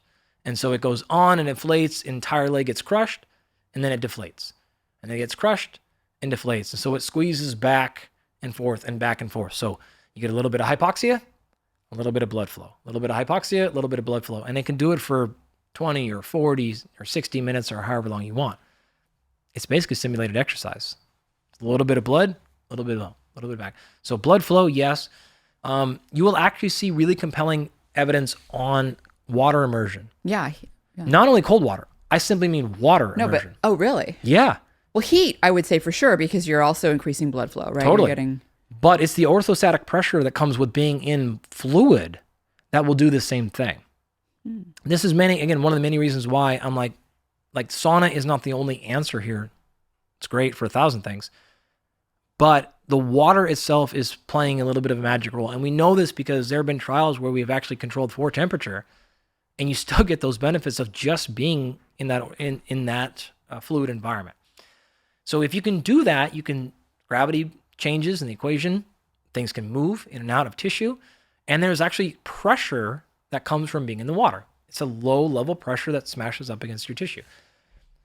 Now, if you want to change temperature and you get some of those other benefits, that's great too. Yeah, but the water itself is a fantastic way. So I would strongly also recommend people getting into water if they can. Let's talk about that. Let's get into, okay, so for recovery, you hear, I mean, you probably know I'm super into the deliberate heat exposure through also jacuzzi and sauna. Yeah. There's cold water immersion. I'd love to talk about how, so with the heat exposure and jacuzzi, sauna, it sounds like jacuzzi might be the winner with respect to it's my personal favorite. The water, yeah, orthostatic part of the water as well, and helping with blood flow. Yep. And also does it help with the fascial tissue as well, or probably not? No. You might mostly just help you manipulate. Flow. Yeah. Yeah. There's I mean, there has been, some evidence on sauna improving blood pressure, but there's a lot of literature out there on hot baths and jacuzzis doing it. Totally. I mean, it's probably a lot more robust in a way as well. Yeah, I mean, you have the pressure issue we talked about, and then we have all the other heat-related mechanisms that you've talked about for many, many years now that happen too. So you combine those two, it's a big win. And it's not really like, you don't have to worry about the timing as much around exercise. In fact, you can get in a hot jacuzzi or a hot sauna right after you lift weights. In fact, there's some evidence that it's beneficial. Right. It's supportive. Yeah. Yeah, we do it a lot. We do it a lot post-exercise. Do you both endurance and weight training, both? Yep. The only thing you got to be careful with is if you did something that you really went over the edge with in terms of training, if you get into a sauna, sometimes it feels like it delays recovery a little bit because it actually kind of feels like it exacerbates the training. Like you've continued to train, particularly if you've gone really hard. Like if we've had our folks have played like a 5-hour round of golf in Georgia in August, probably not hopping in the sauna afterwards, right? Because like fatigue is high, fluids are already low, so on and so forth. We're not going to add that on. And in that particular case, we're like walking it away. So when you got to think through this stuff a little bit more when you're saying, all right, we are pretty fatigued. Let's not add to that bucket. But like a normal exercise session, yeah, hop in a sauna, jacuzzi afterwards. Like we're all game for it. Totally here. What do you, there's a couple of things I want to talk about with the sauna. One, what do you think about some of the, I would still say preliminary at this point, literature on using deliberate heat exposure as a way to improve endurance, like adaptations and improve performance even? So here's how we will frame it. It's not a substitute for exercise, of course, but it's better than sitting on the couch for most things. So training is first. If on top of past that, or we have an injury, or fill in the blank there, then we can use sauna to keep maintenance, to keep pace, to keep some cardiovascular adaptation going. So if we're pulling training down, like oftentimes we actually have to pull high intensity exercise down from people.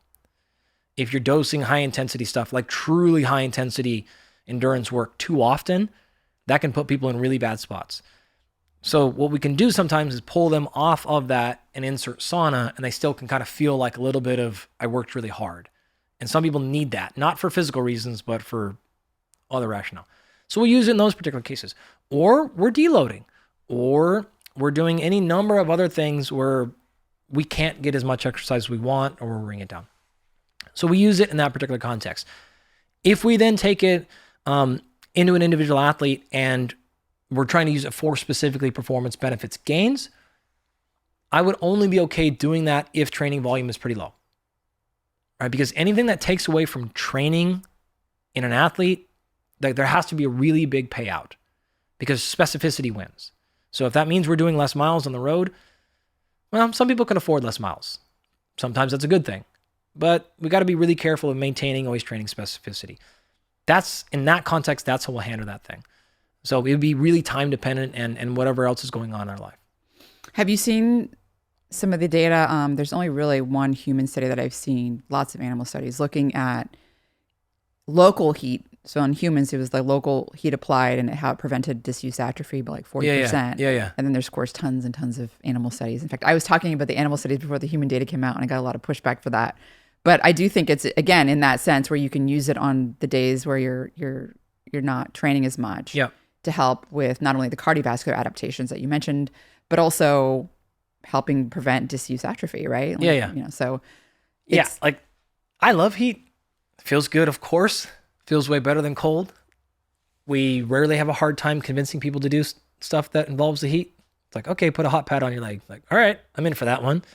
High Price makes a bunch of stuff. I don't have any connection to them at all, but they just make a bunch of little easy things to put on your legs and your arms that get hot really fast. They're super easy to use. So we will do those things, again, quite a bit.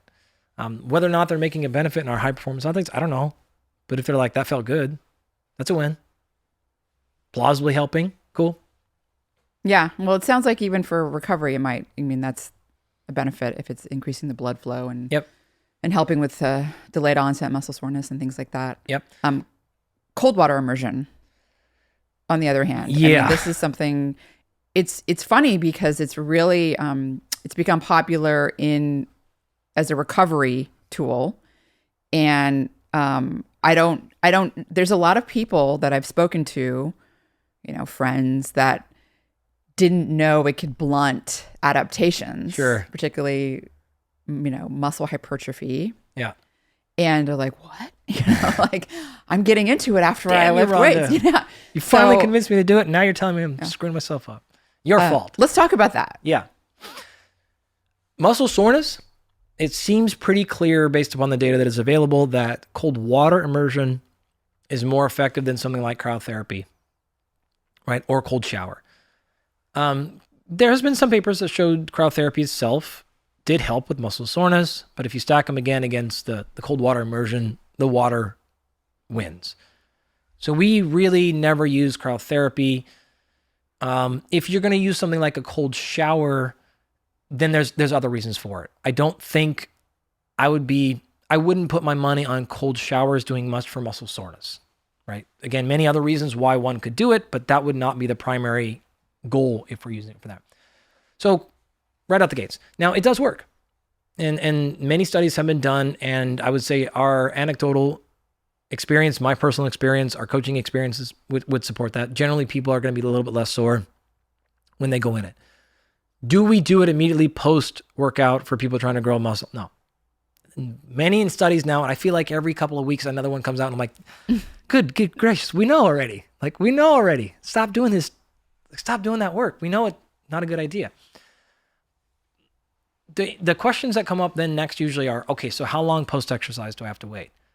No one knows. That's the study they need to do. No one, yes, stop doing the basic one. We know that answer. There's 7 studies at least now that have done it. We get it.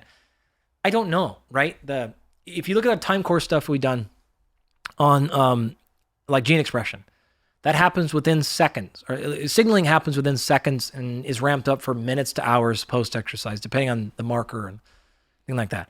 Gene expression typically peaks 3 to 4 to 6 hours, again, depending on the one you're looking at for muscle anabolism. Muscle protein synthesis, you're at 48 hours. Okay? I know. So like, I don't know. Because people always ask, like, what if I lift in the morning and ice at night? I don't know. It's probably better than lifting and immediately getting into your ice bath, but Probably. Yeah. So is it 4 to 6 hours? Because of the that's where that number comes from, by the way. It's like all that time course research on gene expression. You're also talking about like 4 or 5 genes that were in that study. So it's not like it's exact like complete mapping of the entire anabolic genetic response. It's like a few of the markers. Some of them were at 4, but they weren't all. Some of them peaked at an hour. Some of them peaked like 7 hours later. So like the 4-hour window thing is like it's not exactly what people think it is. So nobody has any idea. Like I have no idea at all. I'll tell you how we typically handle it, but yeah, we don't know. Yeah, let's talk about how you typically handle it. Also, you mentioned when you're talking about adaptations, the different things that are happening. There's the inflammatory response. Yep. There's the hormonal responses that are happening. There's a lot of things that are happening, right? And so those things have different time courses. We're talking about muscle protein synthesis, right? You're talking about it's elevated for 48 hours after exercise. And I know I had Luke Van Loon on, not long ago, and he's done at least one study, I think 2, looking at cold water immersion and muscle protein synthesis.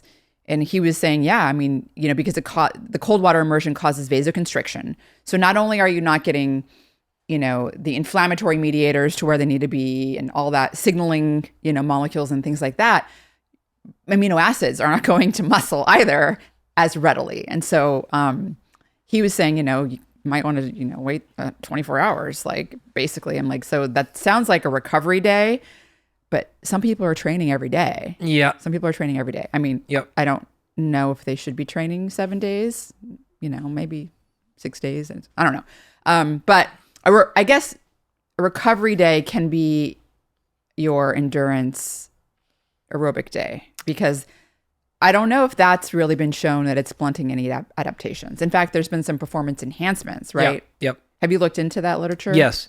Yeah. Not a ton to go off of there, but yeah, like one can do that. The quick answer there is you're looking at mitochondrial benefits. Like, which is, okay, like then there's some plausible thing there.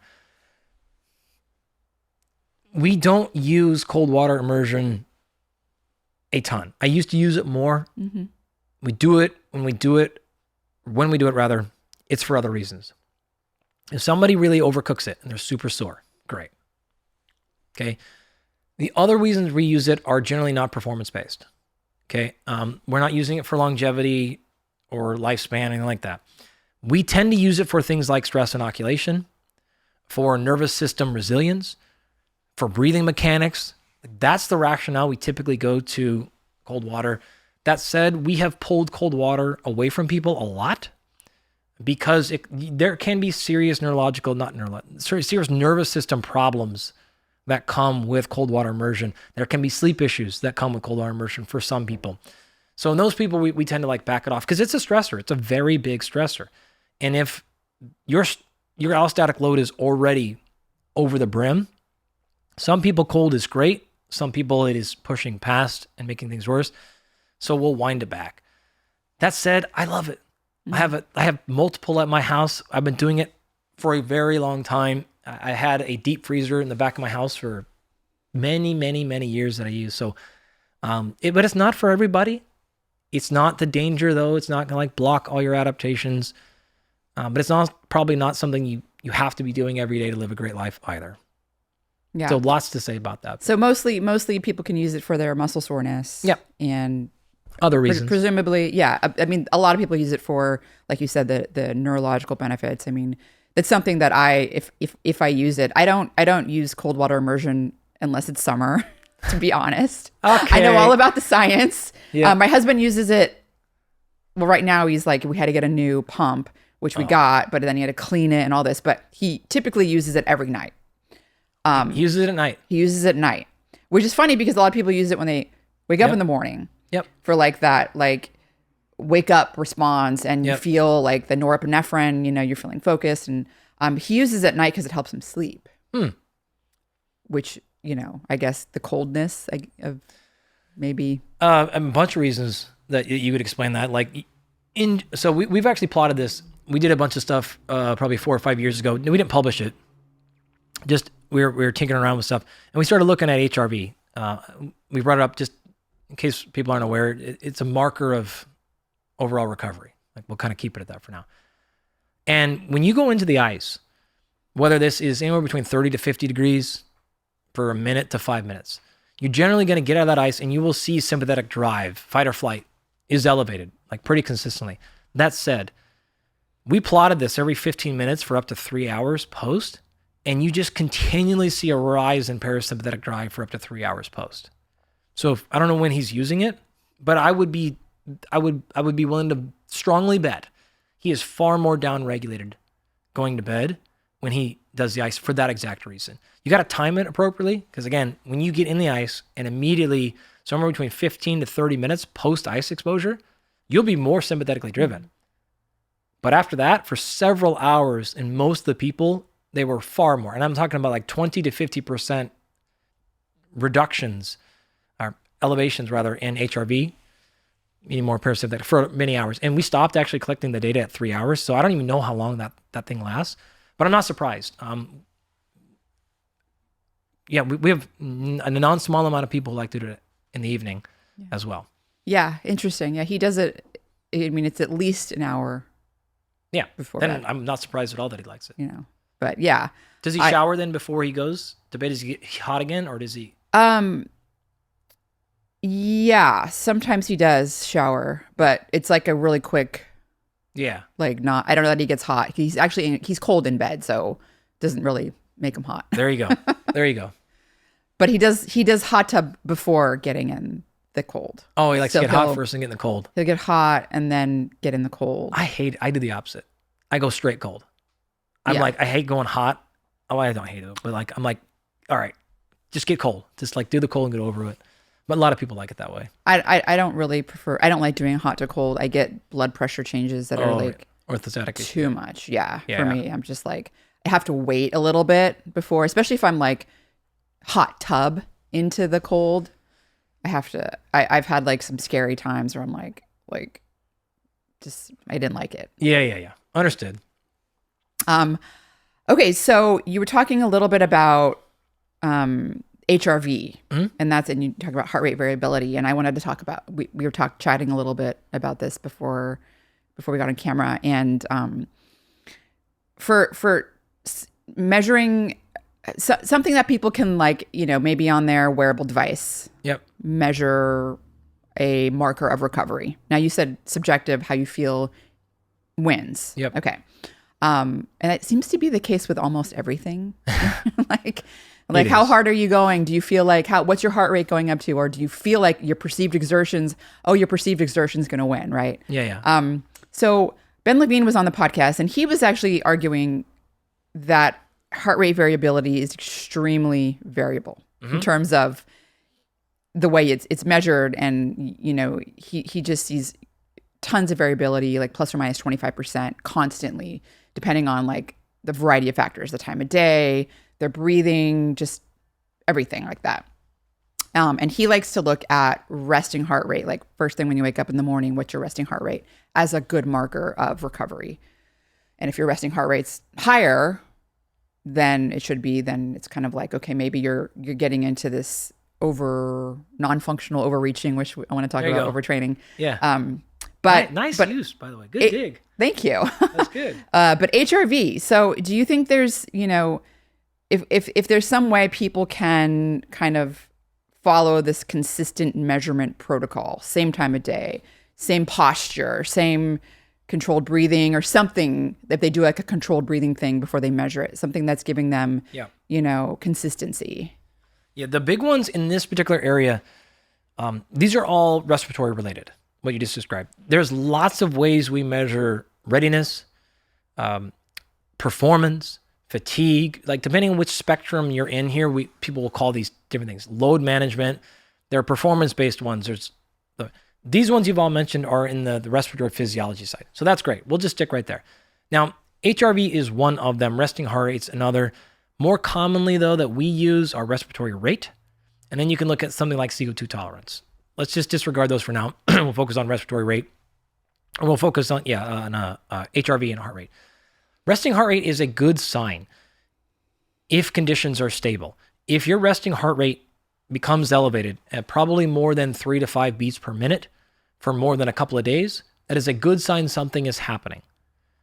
In this case, not a good thing, right? So it's starting to become elevated, as you said earlier, generally indicates you're getting overcooked, right? Too much training or allostatic load, total stress, like something. Not enough recovery. Or something. Not enough recovery, calories, something's going on there. The issue with that is resting heart rate is incredibly unsensitive.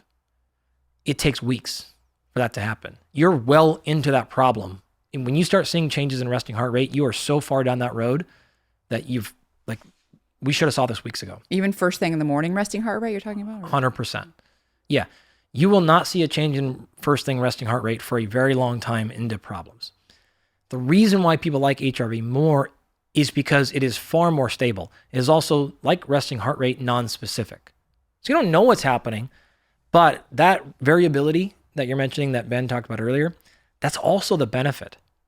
Once you establish somebody's standard deviation, where they normally fluctuate, right? Some people are going to be really nervous system to be super stable. Some people's nervous system is really unstable. That itself is a marker. How wide you range on your daily HRV is incredibly telling to what's going on in your system. Because of that sensitivity, I can see things happening really quickly. Now, some of the common mistakes with HRV are looking at the flat score, right? You know, if I said right now, like, Ronald, what's your resting heart rate? And if I said your resting heart rate's 100 beats per minute, you know that's bad. If I said right now your HRV is 100, you have no idea if that means anything. Actually, I wouldn't know. I'd have to be like, okay, well, what device was that on? What conditions? Like, I still don't know. So the benefit of something like a heart rate is it's clear and defined for the most part, good and bad. HRV is not. It's really a moving target. So it's more sensitive, but it tells us information. The variability, like I said, tells us a lot. In addition to that, once I establish your normal standard deviation, when you start exceeding one, especially 2 standard deviations for more than a couple of days, something is happening. And I will tell you right now, you will see that way before you start seeing changes in resting heart rate. That problem is going to occur way before. You don't want to overreact to a single day, as I mentioned. So you wake up, your HRV and your devices, we'll pick a number, 70 normally. Some people will stay within 70 to 75 to 65. So their standard deviation would be like 5 milliseconds. Some people's normal standard deviation is 20. How do they establish their normal standard deviation? 30 days. 30 days. Measure for 30 days. And try to keep things stable. Take the average, right? Most of your tracker devices and stuff will like give you these numbers anyways. If you're more than outside that standard deviation for one day, whatever. Don't really care, right? If it is 3+ days, I typically am looking for 5+ days. 5+ days of a continual pattern in one direction or the other, something is happening. Now it's non-specific. So there will be a lot of noise in the system. But again, I think this is a feature, not a perk, not a downside. Because we're going to see, like, okay, did you change something in your food, in your sleep, in your environment? Fill in the blanks. Everything can tinker in there. We will use HRV a decent amount. Some people, though, as I said earlier, they get so obsessed with those numbers, we take it away and go, hey, just how are you feeling today? Right? Because of those exact problems Ben has mentioned. Like there'll be a ton of variability and people can't get this past. I literally was dealing with a client. He's like, we'll just say, sold a company early in life. He's in his 40s and just has way too much money. Right? This is how he is. He surfs. That's what he does. Everything that we measure on him is fantastic. He's been in the program for probably a year and a half. So he's super dialed on everything.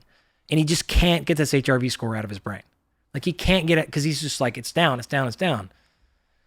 It's not down, right? For him, this is a normal number. And also, by the way, these technology companies, if you're using that stuff, they change algorithms constantly.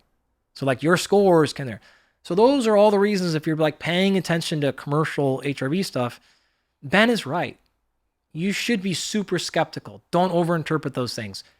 If you see something like resting heart rate change, that means something. There's no accident there. That wasn't because you had a bad night of sleep. And if you're consistently seeing an elevation of heart rate. 1 day difference in HRV could be nothing. It could be completely irrelevant to what you're doing. But that doesn't mean necessarily that it's a bad marker. When you're using it appropriately, there's a ton of information we can glean out of that. Specifically, again, where we find most of the value is even things like biofeedback training, right? Where we can develop more resilience within your nervous system, and you can objectively see that. And so we can use a whole bunch of different tools where we can give people, and we can say things like, okay, can you calm yourself down? Can you? Oh, yes, I can. Great. Well, then show me in your physiology. And you can see them looking at HRV data and going, oh, it's not moving. Oh, great. This is why we want you to go do A, B, and C, or they can, like a bunch of different ways you can do it. So that's a lot of value in HRV, independent of just my single one ultimate recovery marker. In my opinion, respiratory rate is even better there. When you see changes in respiratory rate, this will happen way before changes in resting heart rate. And this itself will influence both resting heart rate and HRV. If you start breathing more, something is happening. There's actually a really interesting paper. Laura Bloomfield did a couple of papers where she measured all these things: resting heart rate, sleep, HRV, and looked at stress. And one of the things she found in her second, actually, two studies, and the second one found that you'll see something like your likelihood of experiencing moderate to high stress, 1 beat per minute increase in resting heart rate gave like a 1 to 2% increase in risk. But a 1 breath per minute change in resting heart rate was a 20 to 30% increase in likelihood of experiencing moderate to high stress, which is a way of saying that stuff will flag way before resting heart rate. Resting heart rate didn't do anything, didn't tell them anything about it, but HRV and specifically respiratory rate shot way up. You can see acute stress. If I look at someone's data in the morning and your normal respiratory rate is, say, 12 breaths per minute overnight, and you're at 14, I'm like, whoa, something's going on. If you're at 14 for 2 days in a row, boom, you're going to get sick the next day, or you're already sick, or something like, hey, what's going on, Ron? Are you okay? Like, what's going on? Like, no, my God, like something's happening. And so for me, when we're coaching people like we're coaching them, I don't want to wait 6 weeks to start seeing problems happen. I need to go like, hey, this happened right now. What the heck is what's going on? And from our opinion, HRV and respiratory rate will jump off the charts way before resting heart rate. How accurate are respiratory rate devices like that are measuring respiratory rate? Depends on the device you're using. If you start going out to the wrist and the hand, we start losing accuracy, right? If you're actually using a chest strap, we're getting better. When we really care about it, like in our actually like sleep testing stuff, we're going to have a device directly on your chest. We're measuring not only respiratory rate, but we're measuring the amplitude of change in your chest. We're measuring the direct movement of it. Outside of that, though, respiratory rate's pretty easy to measure. But I mean, if someone's doing this at home, are they going to be wearing a strap while they're sleeping? You can, or you can wear your wearable, your watch. You said you lose accuracy if you wear your watch. For respiratory rate, it's okay. For HRV, we start to lose accuracy, but respiratory rate is actually pretty easy to pick up from a tracker, so you'd be okay there. HRV gets tricky. And the respiratory rate. So you're mentioning the studies how stress it's very sensitive to stress. Yep. And that's not just like psychological stress. It's just exercise. It's any type of stress on the body. Nutritional stress, environmental stress. Again, you'll see, if you remember a few years ago, we all remember COVID. There was a bunch of different devices that came out where NFL and the NBA, actually, I think they did it with Aura. They were able to have these like pre-COVID flags. And we had a bunch of professional athletes, and I'll give Aura some credit here. It was pretty good. And what I'm saying is we would get an alert. We're like, boom. It's like somebody has COVID. We're like, what? No signs, no symptoms. Right. And then days later, temperature go up or something. Boom. Well, it's a combination. Respiratory rate, body temperature, and a handful of other things. And they had this like fancy algorithm. They just opened it up like publicly last year or something. My friend, Dr. Ashley Mason's the one that's, she was involved with all that studies with that. Dude, it's fantastic. Yeah. Like, I'll tell you, like, I didn't look at the data. I didn't read the papers. But for our athletes, like, it was pretty much spot on. We're like, damn. And you, like, have a day to prepare. You're like, okay, great. You're going to get COVID tomorrow. Like, we just knew it was happening. So those things can be pretty sensitive. Even, again, that's a wearable on their finger. And they were able to get good enough with their data to figure out you're going to get sick the next day. So It can be, stress, it can be nutrition, it can be actual like bacterial, viral infection, environmental exposure, allergens, tons of things like that can flag that make people breathe more. Now, would this change in respiratory rate indicate someone is transitioning from like functional overreaching to non-functional reaching? Maybe you can explain what that is. Yeah. And then we can talk a little bit about like if that is a good indicator, what the best indicators are of that. Yeah. Besides, great. I mean, I the way you feel as well. I don't know where that comes into being able to determine that. Yeah. Okay, great. In order for you to create adaptation, we have to put in stress. That's how the body maneuvers itself. The more stress, the more adaptation. At some point, though, too much stress overwhelms the system and we start having negative adaptations. We start going backwards. We stop making progress. And eventually, actually, things get worse. You get hurt, you get injured, so on and so forth. At the end of that station, that is overtraining. True physiological overtraining is very rare. It tends to take weeks, if not months, to recover from. This is not, you're not overtrained if you're like, oh, I had to take Saturday off. I feel way better today. That's not overtrained. Overtrained is I couldn't exercise for 2 months and then I finally started feeling better. So it's really uncommon. It does happen. Uncommon. Before that, you get into what's called non-functional overreaching. So you're overreaching, you're pushing your body past where it should do, and you did it so much that when you actually recovered, you didn't get any positive adaptations. It was not functional. It didn't produce a benefit. So if you were to go this in the spectrum, right now, if you and I were to go train, we got done, we would go lift. Our acute performance would be worse because we're tired. Okay, great. But then we rest and we come back tomorrow, next day, our performance is better. If we keep doing that though, we keep training and we don't give ourselves enough time to recover, we'll eventually go down in performance. And then if we take some time to recover, we should have this super compensation. That would be a situation in which we overreached, but it was functional because it produced a benefit, produced performance enhancement, more mitochondria, more muscle, fill in the blank for whatever you want. So we have functional overreaching. That's what we're after. It was functional. We have non-functional. You kept going. You either trained too much, you under-recovered, or both. And then you had to take weeks off, typically days off or weeks off, and you got back to baseline. And then overreaching is past that. That's the foundation. That's what we're really getting at. We want to spend as much time in functional overreaching as we can. And when we back out, we have, again, ideally a super compensation. We got the adaptation we're looking for. If you really get into overtraining, it's hard to define because there's no marker of it. We actually have this really cool, Philip Larson in his lab in Karolinska Institute has published a bunch of really cool papers. There's a handful of very specific mitochondrial markers that they've identified. They can actually see overtraining happening before any other signal of them. There's like 6 or 8 different metabolites they've got that they published. It's really interesting stuff. I actually think they're onto something pretty smart there. But because of that, like this is one of the exercise science problems. Like what are the signs of true overtraining? I don't know. You're tired. You're hungry. Maybe you're sleeping more. Maybe you're sleeping less. Maybe you're not hungry.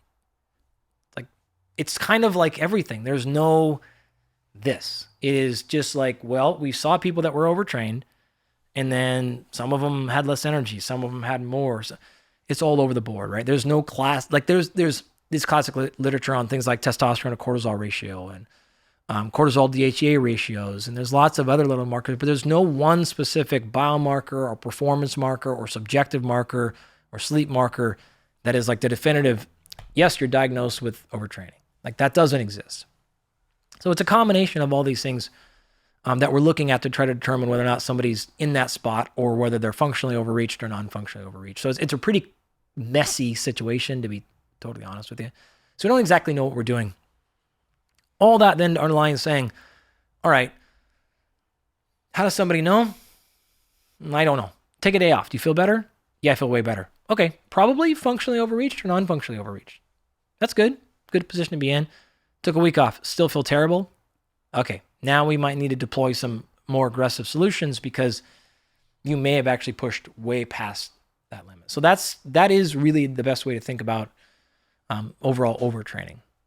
What happens to someone's hormones, like testosterone, for example, when they're in non-functional overtraining, and then So generally what's going to happen along that entire cascade and all that, you're going to be less anabolic. sorry, gonna I meant non-functional overreaching. Yeah. No, I got you. Okay. It's a So cascade. you're going to be okay. So you're going to So you're going to start off and things get worse. Testosterone will go down. if you stay there, if you're not getting back into the functional overreaching. Yeah. Like, so let's just say we're not working out. We haven't trained in a month. And then we pick it up again. You and I, we get after it and we're going. The first couple of weeks, we might see a reduction in basal testosterone. We've overloaded the system a little bit. Things might get worse, right? Your physical performance might get worse. Fatigue is setting in. This is a stressor. This is actually good. This is why you wouldn't want to come in and give yourself an anti-inflammatory. You wouldn't want to come in and give yourself, like, you're actually trying to induce adaptation here. And so when you see markers that look like they're bad, this is just a signal that says you're overloaded right now. Resting heart rate might go up. HRV goes down. That's okay. This is the off season for our athletes. We expect these things to happen at the beginning of the off season when we just start training again. Normal. If we continue past that, what's up?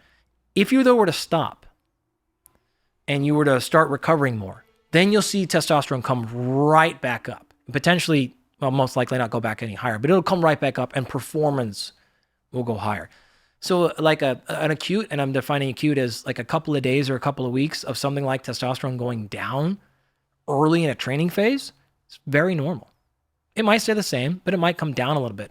And if it does come down a little bit, I'm not stopping training. I'm not backing off unless we're seeing signs of like extreme fatigue or pain or whatever. But that little bit of like short-term, what looks like a negative thing is not. It's a normal physiological response.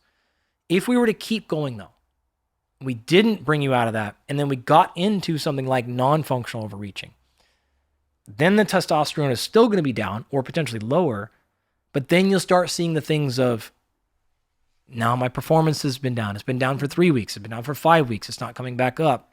Okay. Sleep issues, hunger issues, or like motivation issues. You continue to go and you get into true overtraining. Now, almost surely anabolic hormones are down. The few studies directly on actual overtraining suggested that something like a testosterone recovery might take a while. It can really struggle to come back. Typically, when somebody's like a little bit overreached, even if their testosterone is down, a couple of days off, Comes back like up. it flies right back up. It's not really a compromised endocrinological system there. It's just an acute fatigue. What about in women? Is it Same thing. It's obviously, testosterone total amount is lower, right? but same exact curve, basically. Okay. So most people probably aren't. I mean, there's athletes that might be, consistently in non-functional overreaching, especially if they keep that vicious cycle of they're trying to train more to get better and they don't recover, or they don't allow for enough recovery. I'd say we've seen it more in non-athletes than athletes. Oh, really? Yeah, way more. Because an athlete's generally pretty in tuned. And they're like, ooh, I don't want to do this thing or whatever, right? Like, you'll get feedback from them. It's oftentimes the hard charging CEOs. This is the like, I'm burning the bridge. I'm on oftentimes a lot of stimulants or other things. I'm running a company. I'm doing this. I'm traveling a bunch. And then, all I do is high intensity exercise training. And then because of that, I'm on a lot of stimulants, like I said. And then, then my sleep's not great. It's inconsistent. I'm in different time zones. I don't see my kid. It's that whole thing that goes, whoo. Allostatic load just gets through the roof and there's no payback. That's the people we've seen more in the non-functional overreaching. And then they wonder why they're plateaued. Yeah. They're not getting anywhere. I only, like, there's a few times where I get like, okay, I got to just not work out today because I just wake up and I feel tired. Yep. How much do when you're on training days, when you're working out hard, do you require more sleep? That's actually, okay. I'm laughing here because that makes intuitive sense, right? And we have we work with, I have a company, Absolute Rest, and we have the most famous, you would know the name, sleep scientists in the world, right? The most published ones. I've asked that question so many times. Nobody has a direct answer. It makes sense, right? I burn more calories today, I should sleep more. There's no compelling scientific evidence to suggest that caloric expenditure is directly tied to minutes of sleep needed. That said, like Jeffrey Germer has been doing this for 30 years. He's like, there is. Like he's saying, I'm telling you clinically that happens. So I'm like very much laughing when you say that because I'm like, man, I know what the science says on that, but my experience is different. And Jeff is like, no, the higher output sports need more sleep. High volume people need more sleep. People that are like professional athletes, but they don't have a lot of caloric expenditure, don't seem to need as much sleep. I defer to Jeff on this one. I'm like, I think he's actually right. I think they're the same. So it's a very funny question. But is that like true on a day-to-day basis? I don't think so. I don't think just because you train really hard today, you have to have more sleep tomorrow. I think on average over weeks, it might probably line up, but that's the best we can answer it. Because the opposite is true, right? If you're not getting enough sleep, then it's going to affect your performance. It's going to affect your adaptations. I mean, everything, right? So there is nothing we can do to enhance performance more than sleep. So there's no supplement. There's nothing that's even close. Right. So sleep is like the best. I mean, and it's part of the recovery, right? Again, recovery is so important for performance. When you asked about recover earlier, that's our first step. How does a person know if they are really getting enough sleep? Because as you mentioned, all these sleep trackers and this and that, and I got, I'm clearly very biased here. Like this is what my company does at a very high level, right? So I have a vested interest in a different answer here than probably most. But we spent a lot of time. I've been fortunate to work with many of the highest paid athletes in the world where we had unlimited funds to do anything. And we know at the same time sleep is so critically important. But the best thing we could do is send them in like a sleep clinic or a consumer wearable. And it was like killing me. I'm like, how is there not better sleep solutions than these? That's why we went and built Absolute Rest. How do we know if it's enough? We do it differently. We actually have a bunch of direct measures of follow-up cognitive and physical performance. So we determine high quality sleep as a function of how are you actually performing. So that is a different answer for everybody. It can be a time domain. It can be, there's actually one of the markers we use is actually called Sleep Quality Index. It's FDA approved. Tons of evidence behind it. That metric alone is an okay single number if you want to use it, but that has a lot of validation behind it. We start there, but like I said, sometimes it is a numbers game. It is the total amount of hours. Past that, it's way more interesting stuff than sleep staging. Sleep staging is like not a good way at all to think about sleep quality. More interesting are things like fragmentation, sleep stability, sleep range. The amount of time you spend in those arbitrary sleep stages varies wildly by cognitive demand. Your body is not asked to do the same things on every day, so it's not going to have the same sleep architecture every day. So the way that we define high quality sleep, completely different. What we are working on right now actually is direct testing of next day cognitive function. That's how we backfill sleep quality and sleep timing. And so we want to actually develop methodologies in which we'll actually test a whole bunch of different cognitive functions, and we can determine what is actually effective for you based on your actual functionality rather than an arbitrary set of numbers. If that is like, what the hell is he talking about? Back all the way up and just say, how do you define good quality sleep for you? How is your daytime function? That is your thing. Are you fatigued? Are you sleepy throughout the day? Everyone's going to be somewhat sleepy, particularly in the afternoon, right? But is it detrimental to your performance? How are you performing cognitively? How are you performing physically, right? And then how much strain are you under? If you're happy with all those things, then I would say you have good sleep quality. We don't have to get any piece of technology past that. If you're failing or you're slightly suboptimal in one of those areas, then we might have to do some tinkering, might have to do some follow-up. But if you're like, I wake up, I'm a little bit tired in the morning, but that's normal. Yeah, I have a coffee and then I feel fine. A little bit tired in the afternoon, but I train, I feel good. You probably sleep pretty good. That's a pretty good marker. If it's not that, let's talk. But other than that, you don't need to go out and get yourself tested. That's kind of how I feel. I feel like all those things, like how you feel. I used to do all the sleep tracking and Oura Ring, and I do have an 8 sleep bed which tracks my sleep as well. And the only time I use it, I use the cooling part, the and all that, but the only time I look at my data is if I'm I go out with friends and I'm out I know I got 6 hours sleep or something. I'm just curious, or I feel it the next day too. Yeah. then it's like that's when I use it. But Yeah. it measures my resting heart rate too. I'll look at that. Sure. It's not as probably as good as wearing the Oura ring, but Yeah. I think that there's a lot of benefit in calibration, in awareness, in accountability, right? So I actually don't even care which tracker you use or the accuracy, because for those three things, it's great.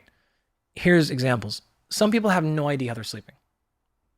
It's like, oh yeah, I sleep 6 hours a night, I sleep 5 hours a night. And you look and you're like, you sleep 8 hours a night. Like you have no idea what good. So a tracker, accurate or not, it's good for accountability. When people know they're being watched, they make better decisions, right? It's good for awareness. So pick your poison. I have multiple 8 sleeps actually at my house. They're great. I love them. Awesome. Use that. Use whatever you want to do. If you're actually trying to get into the nitty gritty of sleep details, then like you need to take an appropriate look at an appropriate set of technologies, not those ones. But if you don't care about that, there's tons of benefits from people just like getting somewhat aware and being held kind of accountable. People generally make better decisions, especially, again, the folks that we work with, where they know we're going to look. They know someone's going to be like, what did you do? And they have to answer that question. They just tend to make slightly better decisions. What are some of the highest impact behaviors, like adjustments to improve overall sleep quality? I mean, I heard you talking about hydration for hours and learned a lot. As I talk about everything. I learned for a lot. hours. But what I realized, I like to drink hot tea, especially in the wintertime, like in the evening. Yep. Herbal tea. And it is just detrimental to my sleep because I'll have to wake up and pee once or twice. If it's like twice is like the worst. But I've been convinced that I have to like starve myself of water before I go to bed. Yeah. Like hours, like like in the 3 hours before bed, it's water fasting, like little bits of water, and then I can make it through the night without getting up once, and it's amazing. Mm-hmm. So I'd love to know. I mean, there's a lot of sleep hygiene, and of course you can talk about that, but like some of the high impact behaviors, maybe things that people don't realize. Yeah, all the big stuff. I'll skip past it. Okay, you got it all: cold, dark, blah blah blah. Past that, hydration is one of them. My expectation is for people to wake up at most once per night. I would like to get you to 0. It's not always realistic. Past once per night, now we have something to fix for most people. If you're causing the damage by drinking too much water at night, then let's stop that. I drink tea pretty much right before bed at night. Generally, I'm okay with it. If it's not, then back it off. And if that means you have to go back to 3 hours, then that's what you got to have the tea at 4 o'clock in the afternoon, I guess. I don't know. Have it back there. Okay, no problem there. Other stuff that people generally don't think about, a couple things. Fatigue and falling asleep at night does not necessarily equate to downregulation. So we have something called the wind down index. We have a whole bunch of metrics we can look at. This is very common for the person who wakes up at 2 or 3 in the morning, and either that happens all the time, or when they wake up at 2 or 3 in the morning, they can't get back to sleep. Really strongly tied to lack of wind down index. And so what does that mean? Just like with your kid, you probably have a 60 to 90 minute routine that person goes through, and you don't even realize it. But that is really critically important to getting you to land in the right spot. Your routine is probably 15 minutes, right? Not yours, but you know what I mean. And so having a more appropriate game plan of what that is, it doesn't mean you have to avoid light. Doesn't mean you have to avoid TV. Doesn't mean you have to sleep with your phone in a different room. You can do all those things. You don't have to. We have tremendous high resilient sleepers that do all those things. But it is about a consistent routine, number one. Just try to do the same thing as often as you possibly can. We'll work out switching out behaviors a little bit later. That's another one. Ventilation in the room is critically important. People don't pay attention to this. One of the biggest reasons people wake up during the night is because they can't breathe through their nose. One of the biggest reasons you can't breathe through their nose is dander, pollen, allergens, something like that. Start to block it up. Whether that's completely blocked or not, but then you open up and you start mouth breathing. Mouth breathing then means your tongue is a bigger issue, as well as your mouth can get dehydrated or get dry, rather, and you have a little bit of a dry mouth, and you need to have a drink of water at night. These things can happen. This will wake people up a ton. You want to make sure that you have proper ventilation in your room. One of the things that also happens in this is CO2. CO2 levels rise above 900 parts per million. This will significantly and dramatically affect everything from sleep onset, sleep quality, next day perceived fatigue, next day arithmetic ability. CO2 getting too high in a room can happen because your doors and windows are all closed. If you have multiple bodies, you and your partner, your dog is in there, all of you are now kicking out CO2 into the room, right? You're exhaling. If that room is small, and again, lack of ventilation, that number starts to rise. If you are particularly sensitive to CO2 as well, which many people are, then that kicks off that entire cascade. You get pushed way more into sympathetic drive. And again, the biggest issue is you will see a subjective and objective massive change in fatigue and energy and cognitive function the next day. People rarely talk about CO2 concentrations in your room.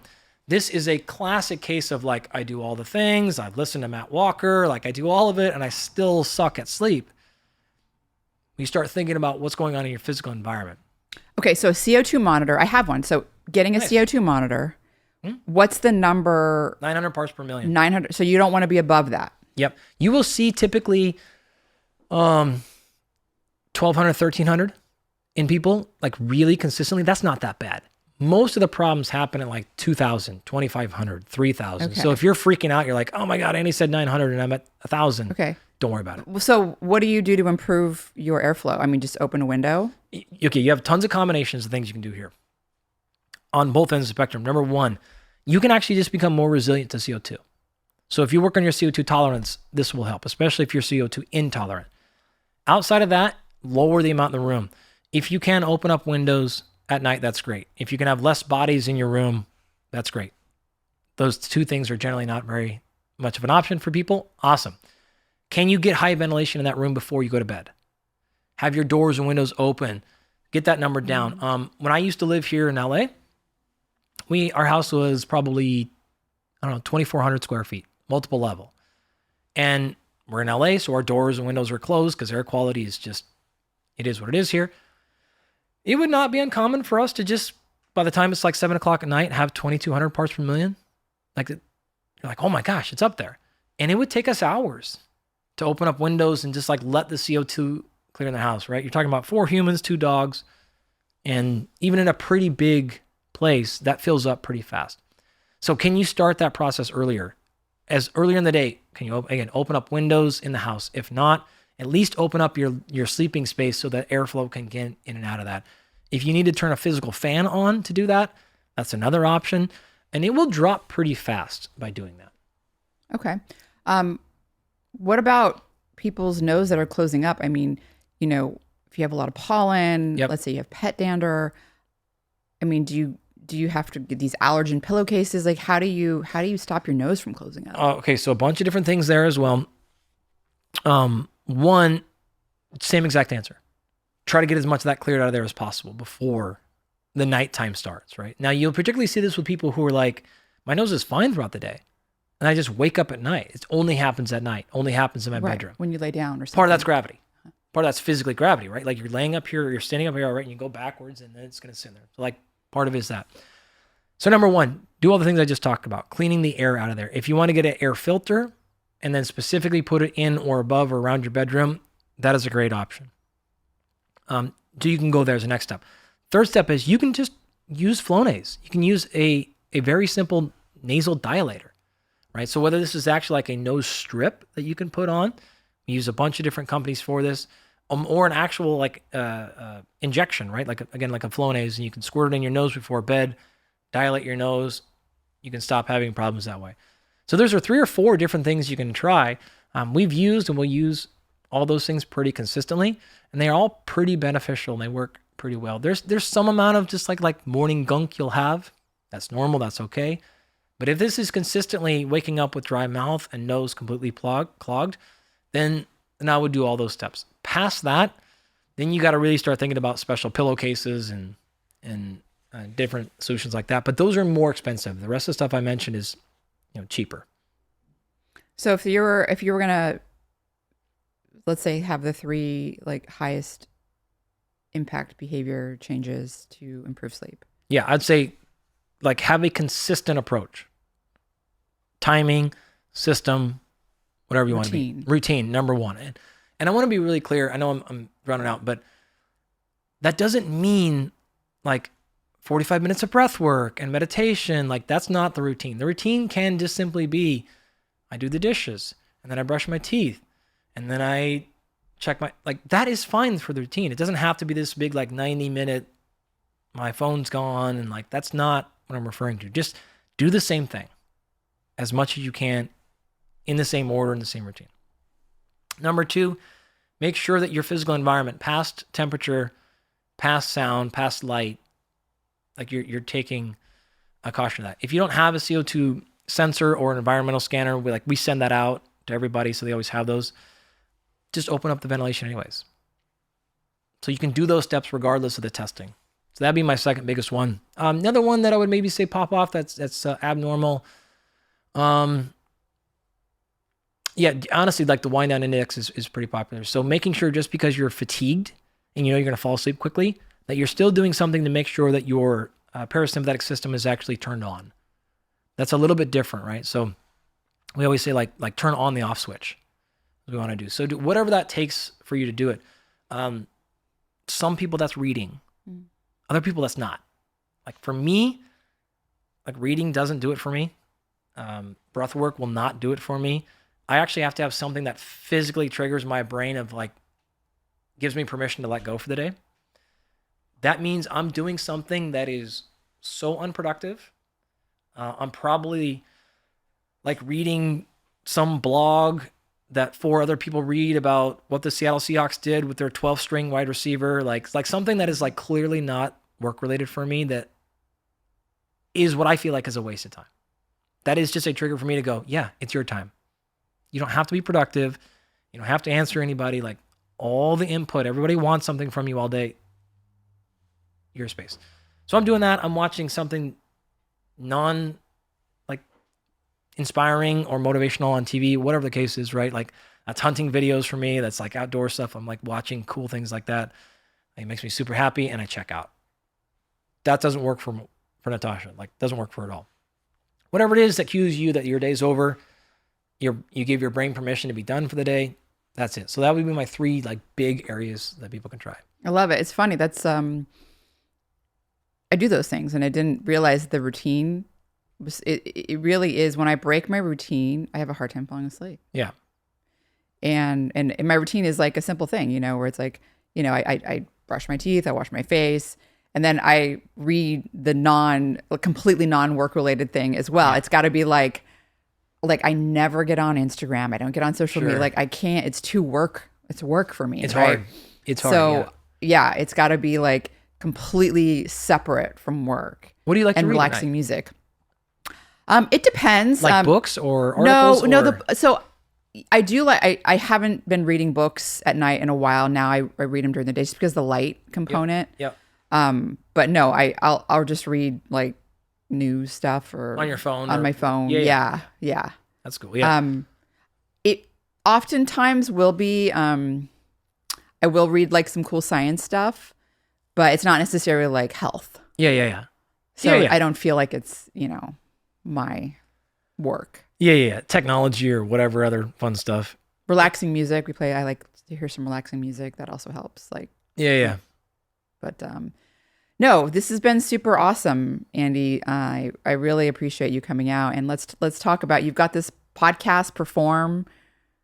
You talk all about, I mean, it's you and also other guests you have on that are experts. Yeah, it's seasonal. So we did 10 episodes the first season, and then we took, I don't know, 5 or 6 months off.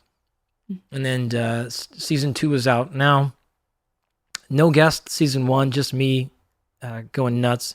And then we brought in some guests this season, and we're actually going to finish up filming tomorrow. We'll be done for the season. We'll take a little break. And then another set will come out later in the fall. So I can't do I don't know how you all do it, like the consistent podcast. It takes my soul in a good way. Yeah, it's super fun. I appreciate you bringing that up. It's, like Perform is the name of the game. Like we want to help people perform at their best, whatever that means to them. Like however that means to them. So yeah, I enjoy it, love it. And yeah, thanks for bringing it up. Yeah. You've got a couple other things you mentioned throughout the podcast too. Yeah. Obviously we're building that Human Performance Center in Dallas. which is really awesome. I can't wait to share with people some of the technology that we built inside that thing. It doesn't exist anywhere else in the world. It's like super exciting. The ability for us to conduct research out of there, to do studies that I've wanted to do for decades. It's like, well, that's just not feasible anymore. The team down there at Parker has removed those barriers. They're like, make it world-class, and we're making it world-class. We're doing a study right now, actually, that we're actively recruiting for. Maybe I can pitch that if that's cool with you. We're my grad student Zoe, she came with me from California, and Federica, they're running a study where we're looking at sleep across the menstrual cycle. Stunning enough, there's not a lot of research on this, and the stuff that's been done is questionnaires and maybe like a PSG, like 2 days here, 2 days there, 2 days at the end of the cycle or something. So there's still a bunch of unresolved questions about what actually happens to sleep quality throughout the menstrual cycle. And so we're actively recruiting. So if you are female and you are interested in this, I would love to have you involved in our study. You can be anywhere. You don't have to be in Dallas. So it's open. We're recruiting. We're doing an open protocol. You get a bunch of stuff with it, but we're going to run full clinical grade, FDA approved sleep analysis every night throughout the entire cycle.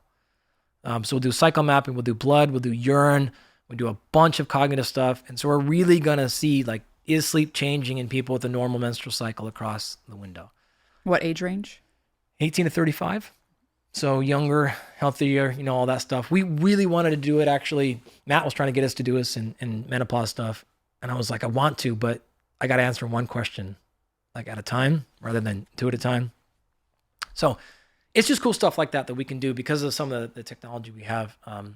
But yeah, we're actively recruiting. That's our first like big study out of there. And then we got a bunch of other ones. But yeah, the Performance Center should be open next year, hopefully. That's exciting. And people can come down and check it out. It'll be open to the public too. Yeah, I'm heading to Dallas in April. I'm sure I'll be back again, but yeah. I'll drop you a line when I head back there. Yeah, let us know. Super excited about that. Yeah. And grad students too, if you want to come to grad school. We have an online program.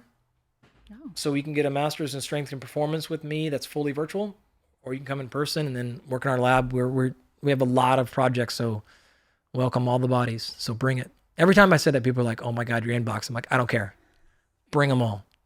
That's awesome. That's awesome. Well, next time I'd love to, we talked a lot about nutrition and supplements and recovery. I'd love to get into strength training and protocols and resistance training, strength training, hypertrophy training. Yeah. I got to tell you something before you leave and get out of here. I'm so proud of you. The fact that you post those strength training videos, and I know what happens in the comment section to that. Like, it's everything for me not to just be like, fucking like hammering everybody on there. But it is really hard for people to post stuff like that when you know and you know it's going to happen. But you're very courageous in putting that stuff up there. I think that helps a lot of women. I think it's dope as fuck. I think it's the coolest thing. Thank you. Yeah.